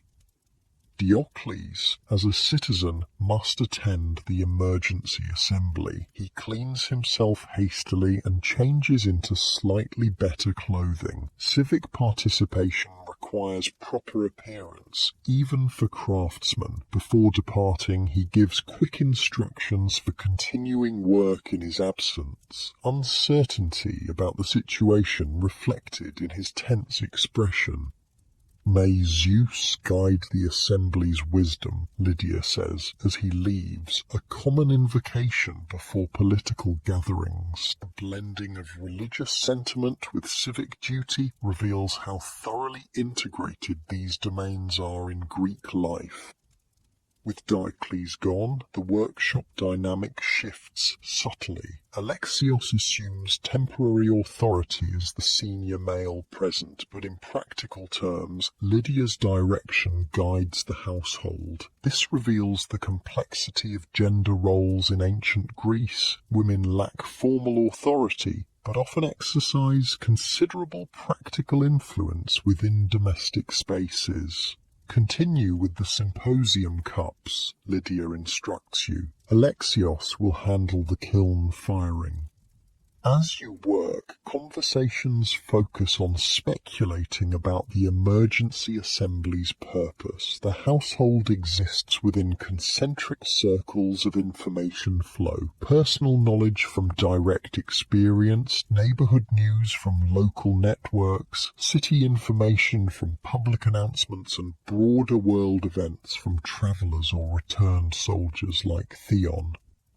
Could be the disease spreading, Melina suggests worriedly. 3 families near the port have fallen ill, my friend Charis said. Strange symptoms, fever, reddened eyes, bleeding. All Spartan ships sighted, Alexios counters. Last assembly call was when their forces moved north. The uncertainty itself is historically authentic. Information travelled slowly, was often incomplete or distorted, and left people to make crucial decisions without full knowledge of circumstances. This information deficit shaped how ancient Greeks approached risk and planning, creating cognitive adaptations to uncertainty that modern humans accustomed to information abundance might struggle to develop. Late afternoon brings Diocles' return, his expression grave as he enters the workshop. The assembly news was indeed serious. Confirmation of disease spreading from Piraeus port into Athens proper, coupled with reports of Spartan forces consolidating in positions that threaten Athenian supply lines. Pericles addressed the assembly. He tells the anxiously waiting household, we're to continue his strategy, maintain the walls, rely on naval power, avoid land battle with Spartan forces. This strategy, which you recognize from historical accounts, involves Athens withdrawing behind its massive defensive walls, maintaining control of sea routes for supplies, and avoiding direct confrontation with Sparta's superior land forces. It's militarily sound, but creates conditions that will accelerate disease spread. Overcrowding as rural populations seek protection within the city, strain on water and sanitation systems, and stress on food distribution. What of the sickness? Lydia asks directly, her practical concern cutting through political considerations. Physicians disagree on cause and treatment, Diocles admits. Some blame bad air from marshes, others tainted water, some say Persian agents poisoned wells. The council advises increased offerings to Apollo and Asclepius. The various explanations reflect pre-scientific understanding of disease, attempting to make sense of epidemic illness through available frameworks, environmental factors, deliberate human action, or divine displeasure. None recognizes the actual microbial causes that modern knowledge would immediately identify. The Assembly News casts a shadow over the household's earlier relief at Theon's improvement. Personal good fortune seems small against looming public disaster. This constant oscillation between hope and fear, between temporary security and imminent threat, characterizes emotional life in ancient Greece. What shall we do? Melina asks, voicing the question everyone contemplates. Continue our work, Diocles answers firmly. Maintain cleanliness, make proper offerings. The festival proceeds despite these troubles, perhaps especially because of them. The gods must be honoured most diligently in difficult times. This response exemplifies Greek resilient strategies. Focus on controllable actions, maintain religious observances believed to offer protection, and continue productive activities that provide both practical resources and psychological stability amid uncertainty. The evening meal becomes a council of sorts, with everyone contributing observations and suggestions for navigating the developing crisis. Theon, weak but lucid, offers military perspective. Lydia focuses on practical household preparations, water storage, food preservation, medicinal herbs. Alexios knows which roads might remain open if siege conditions develop. Even Melina contributes, reporting what other children have observed about which neighbourhoods show signs of illness. This collaborative problem-solving demonstrates another survival adaptation, pooling diverse knowledge and perspectives to create more comprehensive understanding than any individual could develop alone. Modern specialist expertise has advantages, but can sometimes lack the integrative approach these ancient households naturally employed.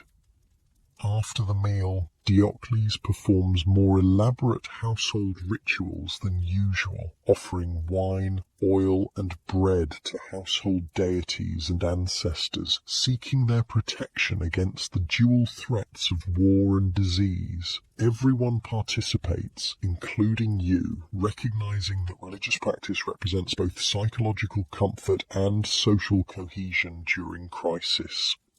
The night brings new anxieties as you prepare for sleep. Your modern knowledge of the coming plague creates a terrible burden, awareness of historical devastation that will kill approximately 1/3 of Athens' population, including Pericles himself, yet inability to effectively warn or protect these people who have given you shelter.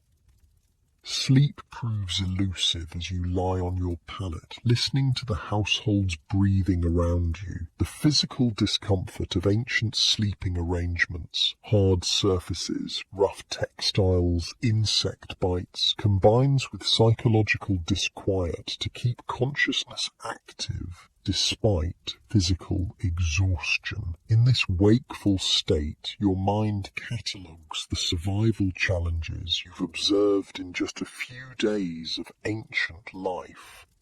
Physical threats abound, disease without effective treatment, injury without proper medical care, malnutrition from limited diets, contaminated water, unsafe working conditions, violence both criminal and military. Social vulnerabilities create additional risks. Status determines access to resources, legal protection depends on citizenship category, economic security relies on patronage networks, and political conflicts create dangers even for non-participants. Psychological burdens accumulate, constant proximity to death and suffering, uncertainty about basic security, limited information for decision-making, and religious frameworks that sometimes attribute misfortune to divine displeasure or personal failure. Yet, alongside these challenges, you've witnessed remarkable adaptations.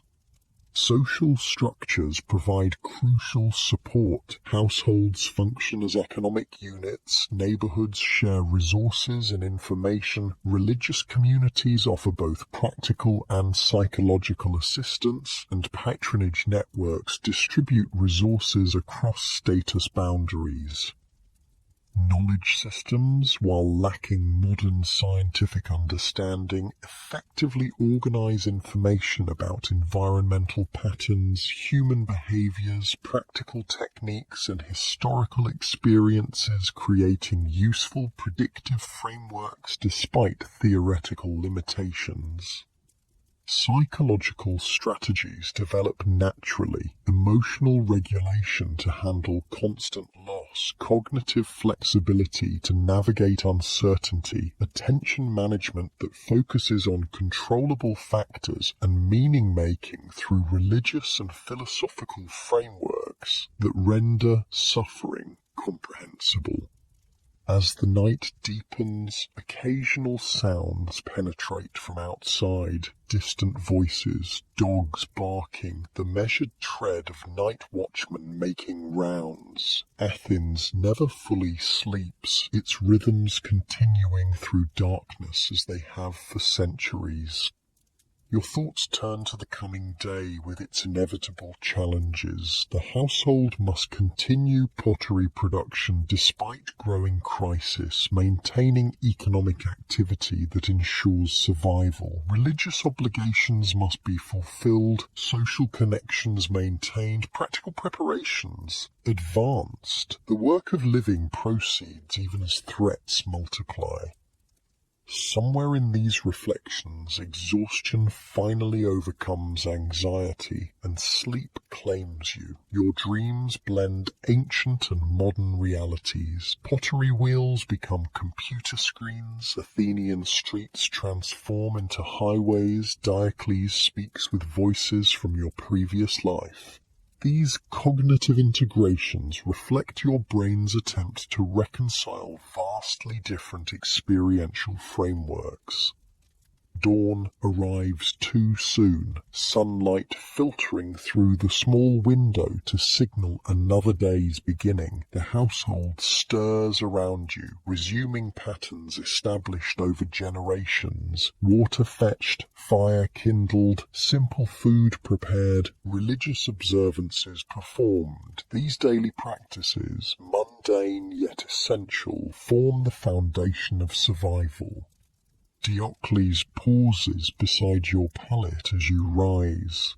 Strange times approach, he says quietly, but strange times have come before. Humans endure.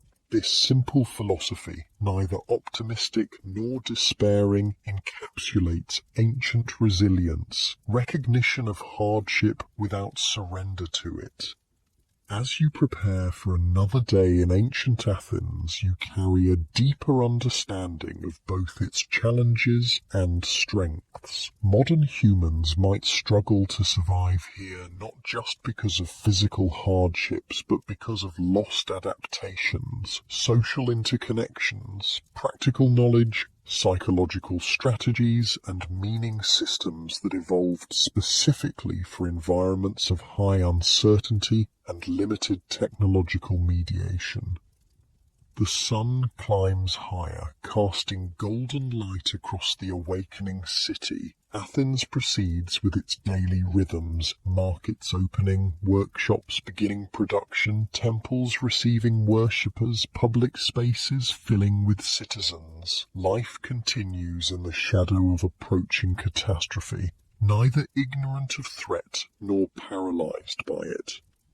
You join the household's morning activities, now familiar with basic routines and expectations. Your body, though still struggling with ancient conditions, has begun adapting, hands toughening from labor, muscles strengthening for daily tasks, senses sharpening to navigate urban challenges. Physical adaptation happens relatively quickly. The deeper psychological and social adjustments require more time. Looking around at Diocles' household, their evident concern yet continued functionality, their awareness of danger yet commitment to necessary action, you recognize something profound about human resilience across time. Ancient Greeks lacked modern technology and scientific knowledge, but possessed adaptive strategies equally sophisticated in their own way, allowing survival in conditions that would overwhelm many modern humans. As the household disperses to various tasks, Diocles and Alexios to the workshop, Lydia to market errands, Melina to household duties, Theon to continued recovery, you follow your assigned role, carrying forward ancient patterns that have sustained human communities through countless crises across millennia. Whether you personally would survive long-term in ancient Greece remains questionable. The odds favour native adaptation over transplanted modern consciousness. But in these few days of immersion, you've glimpsed both why survival was so challenging and how it was nevertheless achieved, generation after generation, creating continuity that eventually connects these ancient lives to your own modern existence. The pottery wheel turns, clay shaped by practiced hands into forms that will outlast their creators. Some vessels made in workshops like this one will survive for thousands of years, eventually displayed in museums of your era. This tangible connection across time reminds you that survival isn't just individual, but collective. Civilization enduring through accumulated knowledge, social structures, and adaptive strategies passed between generations.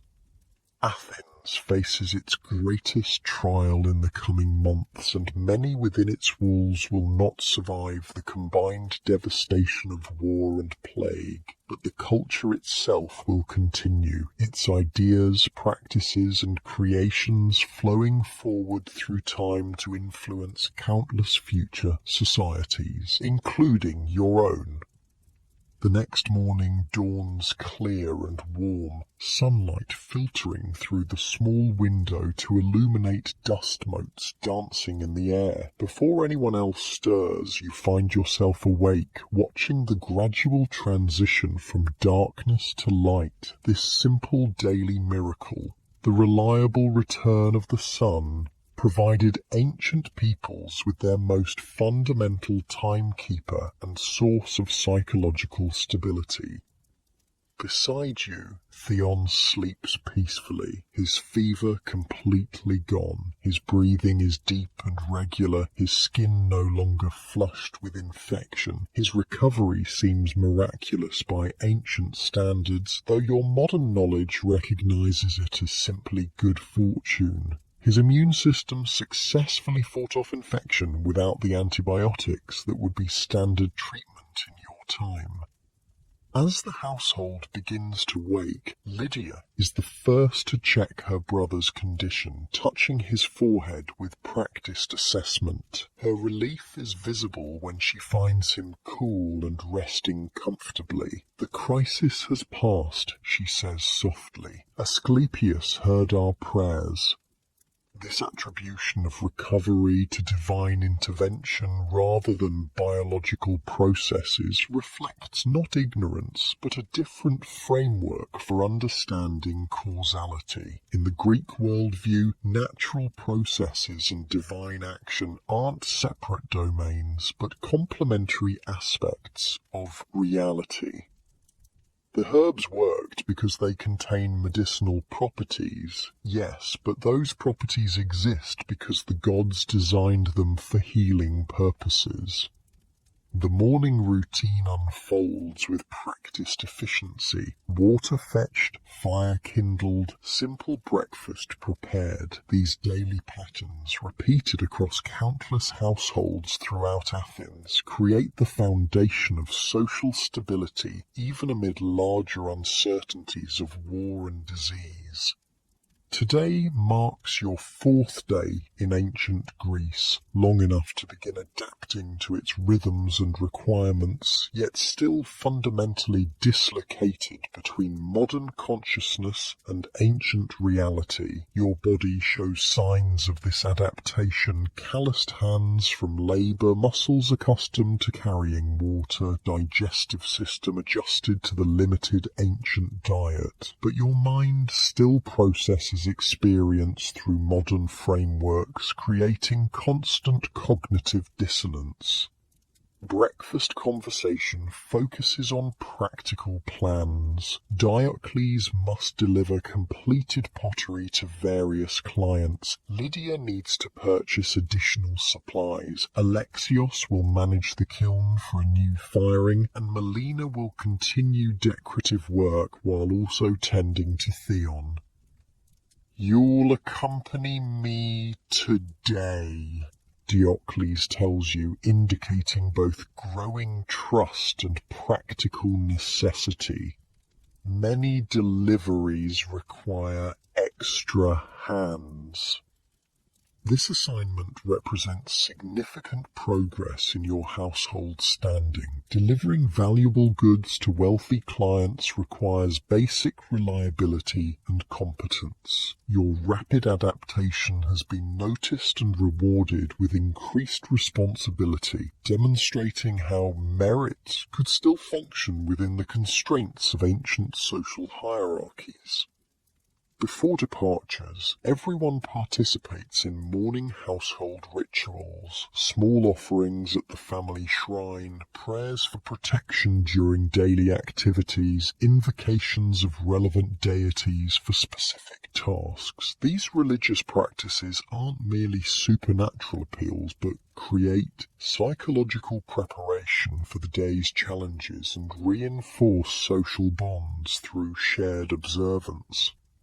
You help Diocles carefully pack finished pottery in straw-cushioned baskets for transport. The vessels represent significant economic value, weeks of skilled labour transformed into objects that wealthy Athenians consider essential for proper symposia and religious observances.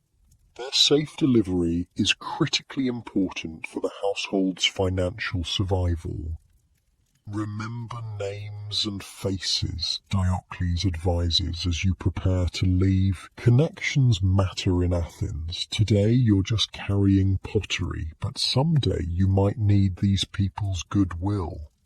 This council reflects the fundamental importance of social networks in ancient survival. Formal institutions provide limited security. Personal relationships create the safety nets that sustain people through crises. Observing and remembering social connections isn't merely polite, it's essential life strategy.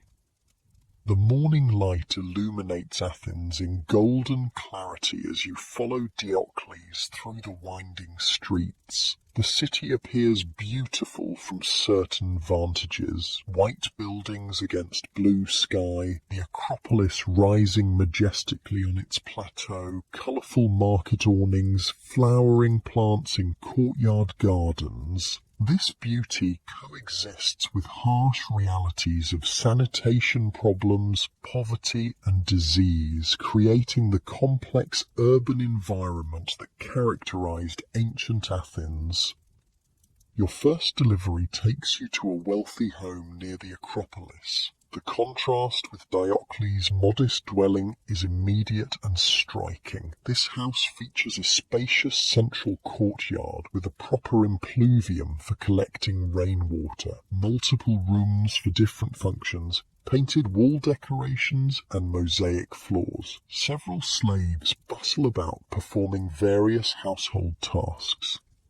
The owner, Nicanor, greets Diocles with the careful calculation of status differences, cordial but clearly establishing social superiority through tone and body language. When Diocles presents the commissioned wine craters, Nicanor inspects them with critical attention before expressing satisfaction.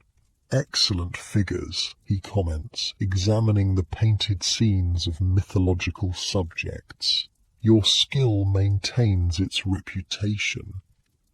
This interaction demonstrates the complex relationship between craftsmen and elite clients in ancient Greece. Diocles possesses respected technical expertise that wealthy citizens need, creating limited leverage within an unequal relationship. The quality of his work allows him a certain professional dignity despite status disparities.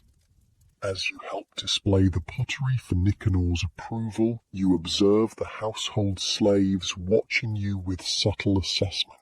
They recognize another person in service position, though your specific status remains ambiguous. Their expressions communicate a complex mix of curiosity about the newcomer and solidarity of shared subordinate status. After Nicanor approves the delivery and arranges payment, you help gather the packing materials and prepare to leave. As you exit, one of the household slaves slips you a small package with a whispered explanation. "For the wounded soldier, my brother served at Potidea too." This small act of generosity, likely medicinal herbs or specially prepared food for Theon, demonstrates how information travels through Athens via informal networks and how solidarity operates across household boundaries. The slave, despite his constrained circumstances, exercises agency through this modest assistance to a fellow Athenian. Throughout the morning, you and Diocles make similar deliveries to various wealthy households. Each reveals different aspects of Athenian society: family structures, domestic arrangements, status distinctions, economic activities. You observe how architecture reflects social values, with men's areas, andron, separate from women's quarters, gynekonitis, in larger homes, reflecting gender segregation among the upper classes.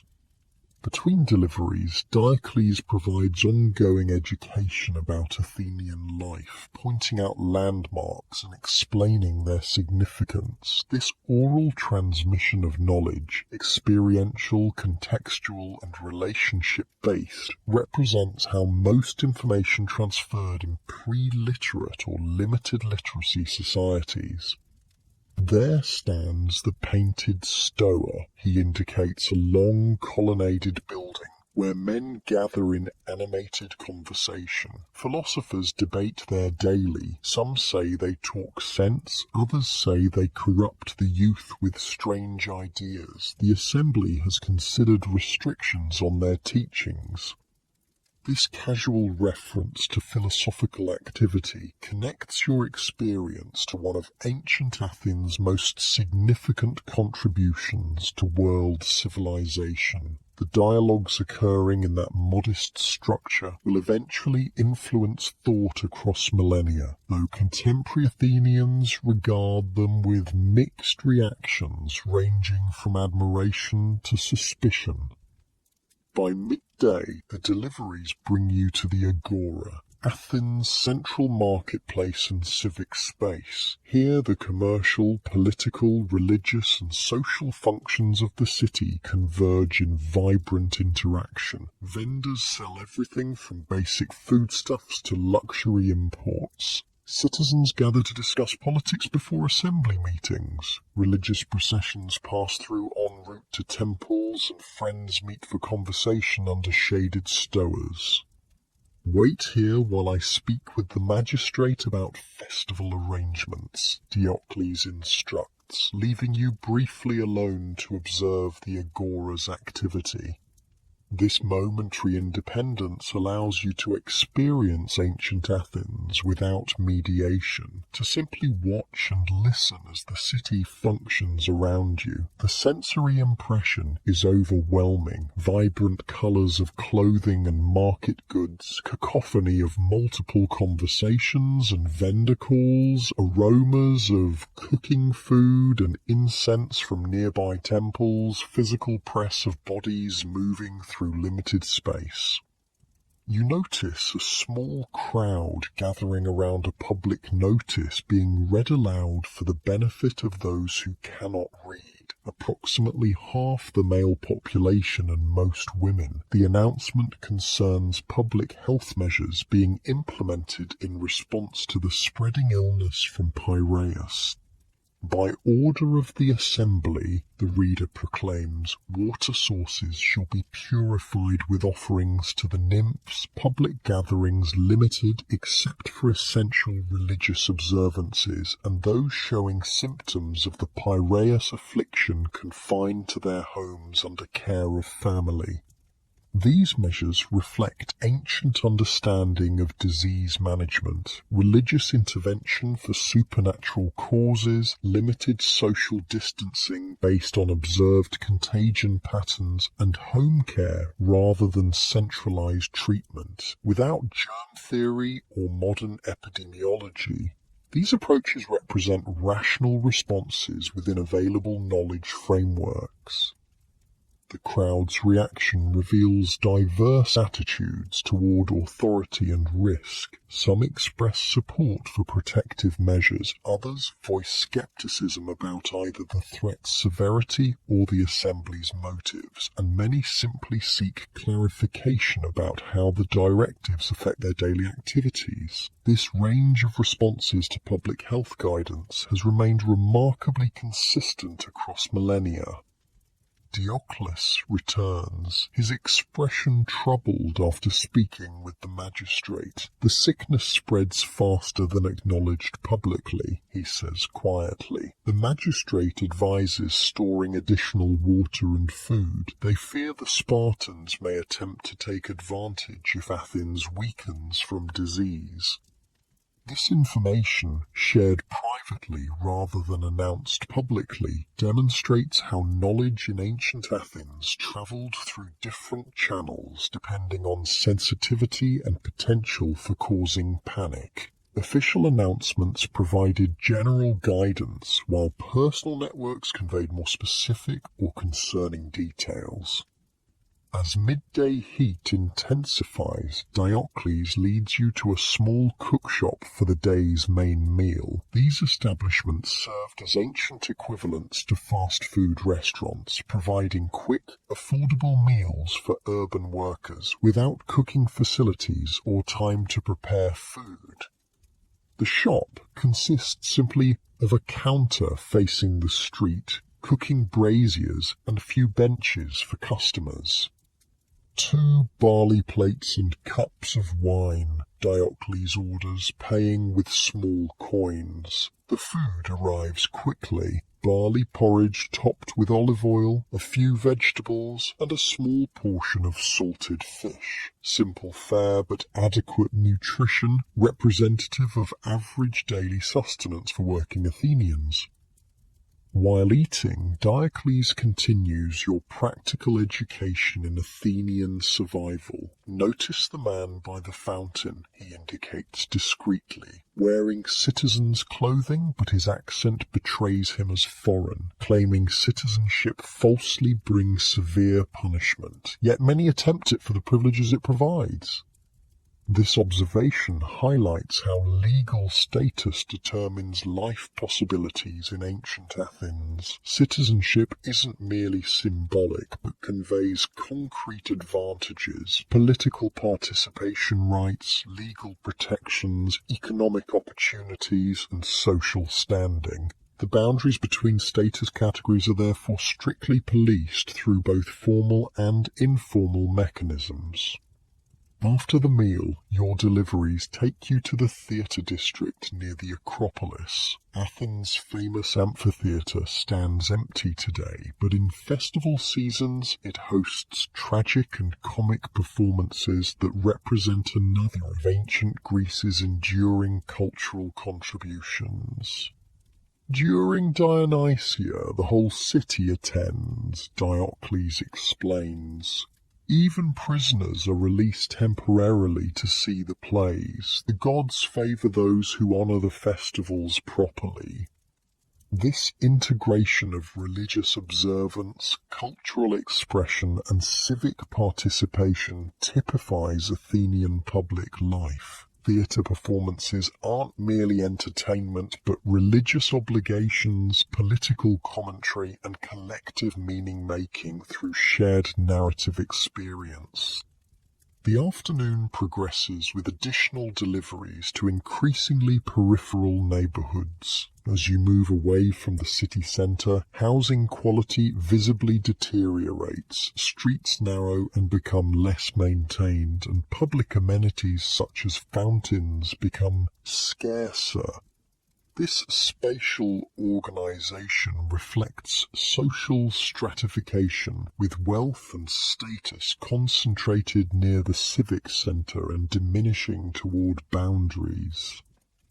Your final delivery takes you near the city walls, where recent rural migrants have established makeshift housing. These structures, improvised from available materials and crowded together without planning, house farmers who abandoned countryside holdings when Spartan forces threatened Attica. Their displacement creates both humanitarian challenges and strategic vulnerability, as Pericles' defensive strategy requires sacrificing rural territories to protect urban Athens.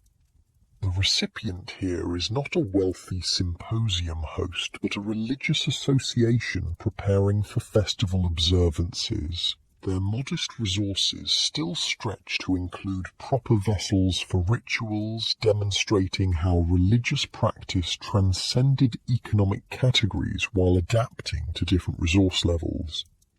The gods see the intention, not the expense, explains the association's elderly leader as he carefully accepts the simple kylix cups Diocles has produced for their use. These will serve our offerings well. This interaction reveals another aspect of ancient Greek religion, its scalability across social classes. While wealthy citizens might sacrifice bulls at major temples with elaborate ceremony, modest associations could offer equally valid worship with simpler means. This flexibility allowed religious participation regardless of economic status, creating social cohesion across class boundaries. As late afternoon approaches, you and Diocles begin the return journey to the workshop, having completed all deliveries successfully. The day's circuit through Athens has provided comprehensive exposure to the city's social geography, its spatial organisation, status distributions, economic activities, and cultural expressions. You observe well and remember names, Diocles comments as you walk, useful qualities in Athens or anywhere. This simple approval carries significant weight coming from someone whose assessment directly affects your survival prospects. In ancient social structures, performance evaluation wasn't formalized through written reviews or credentials, but communicated through such verbal acknowledgements, gradually establishing reputation within community networks. Returning to the pottery, you find the household functioning smoothly despite the morning's dispersal. Alexios has managed a successful kiln firing. Melina has completed decorative work on several vessels. Theon continues recovering while contributing what advice he can offer from his sickbed. And Lydia has prepared the evening meal while managing household operations. This coordination without constant communication demonstrates how established social systems function through shared expectations and competencies rather than explicit direction. Each person knows their role within the household economy and fulfills it with relative autonomy while maintaining awareness of collective needs. The evening meal brings everyone together for information sharing about the day's experiences. This daily ritual serves multiple functions: practical coordination, knowledge distribution, social bonding, and collective problem solving. The conversation moves between immediate concerns and broader contexts, connecting household activities to larger Athenian developments. The magistrate confirms more cases of the Piraeus sickness in the city, Diocles reports. The council debates whether to proceed with festival gatherings or limit them. Our neighbour's household shows symptoms, Lydia adds. Fever, reddened eyes, unusual rash. They've made offerings to Apollo but seen no improvement. This exchange reveals how households functioned as information processing units, gathering data from different sources, analysing implications, and developing response strategies. Without centralised media or standardised information distribution, this networked intelligence provided essential situational awareness. After the meal, as darkness falls, the household transitions to evening activities illuminated by oil lamps. The light is warm but dim by modern standards, creating intimate circles of visibility surrounded by shadow. This lighting limitation shaped ancient experience, restricting nighttime activities, creating closer physical proximity during evening hours, and establishing different relationships with darkness than modern humans typically experience. Diocles uses this time to calculate accounts and plan production, scratching figures onto a wax tablet with a stylus. Lydia and Melina spin wool, converting raw fibre into thread for later weaving. Alexios prepares designs for tomorrow's decorative work. Theon, still recovering, entertains the household with stories from his military service, carefully edited to emphasize camaraderie and adventure rather than horror and loss. You assist with various small tasks while observing these evening routines. The technological simplicity of ancient life becomes especially apparent during these hours. No electric light extending activity into night, no digital entertainment providing distraction, no instantaneous communication connecting distant locations. Activity follows natural rhythms and physical limitations rather than technological possibilities. Yet within these constraints, rich social and intellectual life flourishes. Conversation ranges across practical matters, political developments, religious interpretations, family histories, and philosophical questions. Stories transmit cultural knowledge and moral frameworks. Work activities develop and display technical skills. Social interactions reinforce bonds essential for collective survival. As evening deepens, Diocles brings out a simple kithara, lyre, and plays traditional melodies while Melina sings. The music isn't preserved in any written form, but passes from generation to generation through direct transmission. Its scales and rhythms would sound strange to modern ears, using tonal patterns that predate Western musical development. This musical interlude creates a moment of beauty and tranquility amid challenging circumstances. The household facing economic pressures, Theon recovering from near-fatal injury, Athens confronting war and disease. The capacity to create and appreciate beauty, even in difficult conditions, represents another aspect of Greek resilience, transforming necessity into art. As the household prepares for sleep, final religious observances mark the day's completion. Small offerings, brief prayers, expressions of gratitude for another day survived. These rituals provide psychological closure and renewed connection with divine powers believed to influence human welfare. The sleeping arrangements remain communal, with family members and dependents sharing the main room. Privacy, as understood in modern terms, doesn't exist. Bodies rest in close proximity, breathing and occasional movements creating a shared acoustic environment throughout the night. This physical closeness reinforces social bonds while also transmitting illness more effectively, creating both protection and vulnerability. As you settle onto your sleeping pallet, now familiar though still far from comfortable, you reflect on what you've learned during these few days in ancient Athens. The experience has transformed abstract historical knowledge into embodied understanding of physical conditions, social structures, psychological adaptations, and cultural frameworks that shaped ancient lives. Most strikingly, you've recognized that survival in ancient Greece required fundamentally different capabilities than modern life demands. Physical endurance, social intelligence, practical knowledge, psychological resilience, and cultural integration all function together to create viable existence amid conditions that modern humans would find nearly unbearable.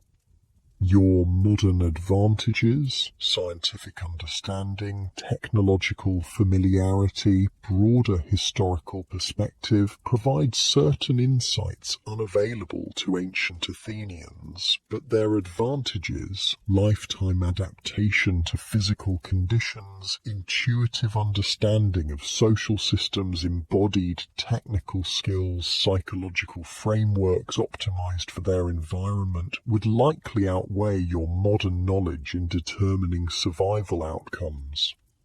The question that first framed your journey, would you survive in ancient Greece, now seems both simpler and more complex. Physically, modern humans could adapt to ancient conditions given sufficient time and opportunity, though with significant hardship. Socially and psychologically, the transition would prove more challenging, requiring fundamental reconceptualization of individual identity, community relationship, and existential understanding. As sleep approaches, the sounds of ancient Athens create a gentle acoustic backdrop. Distant voices from neighbouring houses, occasional footsteps in the street, the soft breathing of the household around you. These sounds connect you to countless others who have lain awake in darkness throughout human history, contemplating their place in worlds they only partially understand. Your consciousness begins to fade, body surrendering to exhaustion after another day of physical demands beyond modern norms. The distance between ancient and modern experience blurs in this liminal state between wakefulness and sleep, creating momentary integration of historically separated human conditions.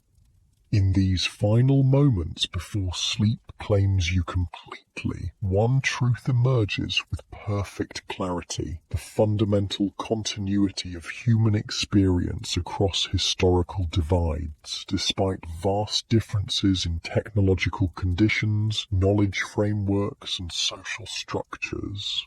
The essential challenges of human existence remain remarkably consistent. finding sustenance, avoiding harm, creating meaning, building connections, transmitting knowledge, and establishing identity within community.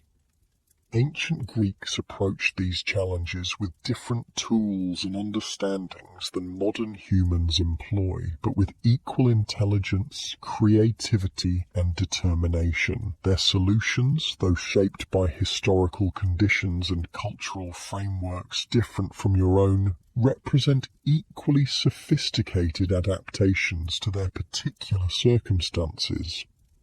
Would you survive in ancient Greece? Perhaps with sufficient time and support for adaptation? Would ancient Greeks survive in your modern world? Perhaps with similar accommodation? Human adaptability transcends specific historical conditions, creating potential for survival across vastly different environments.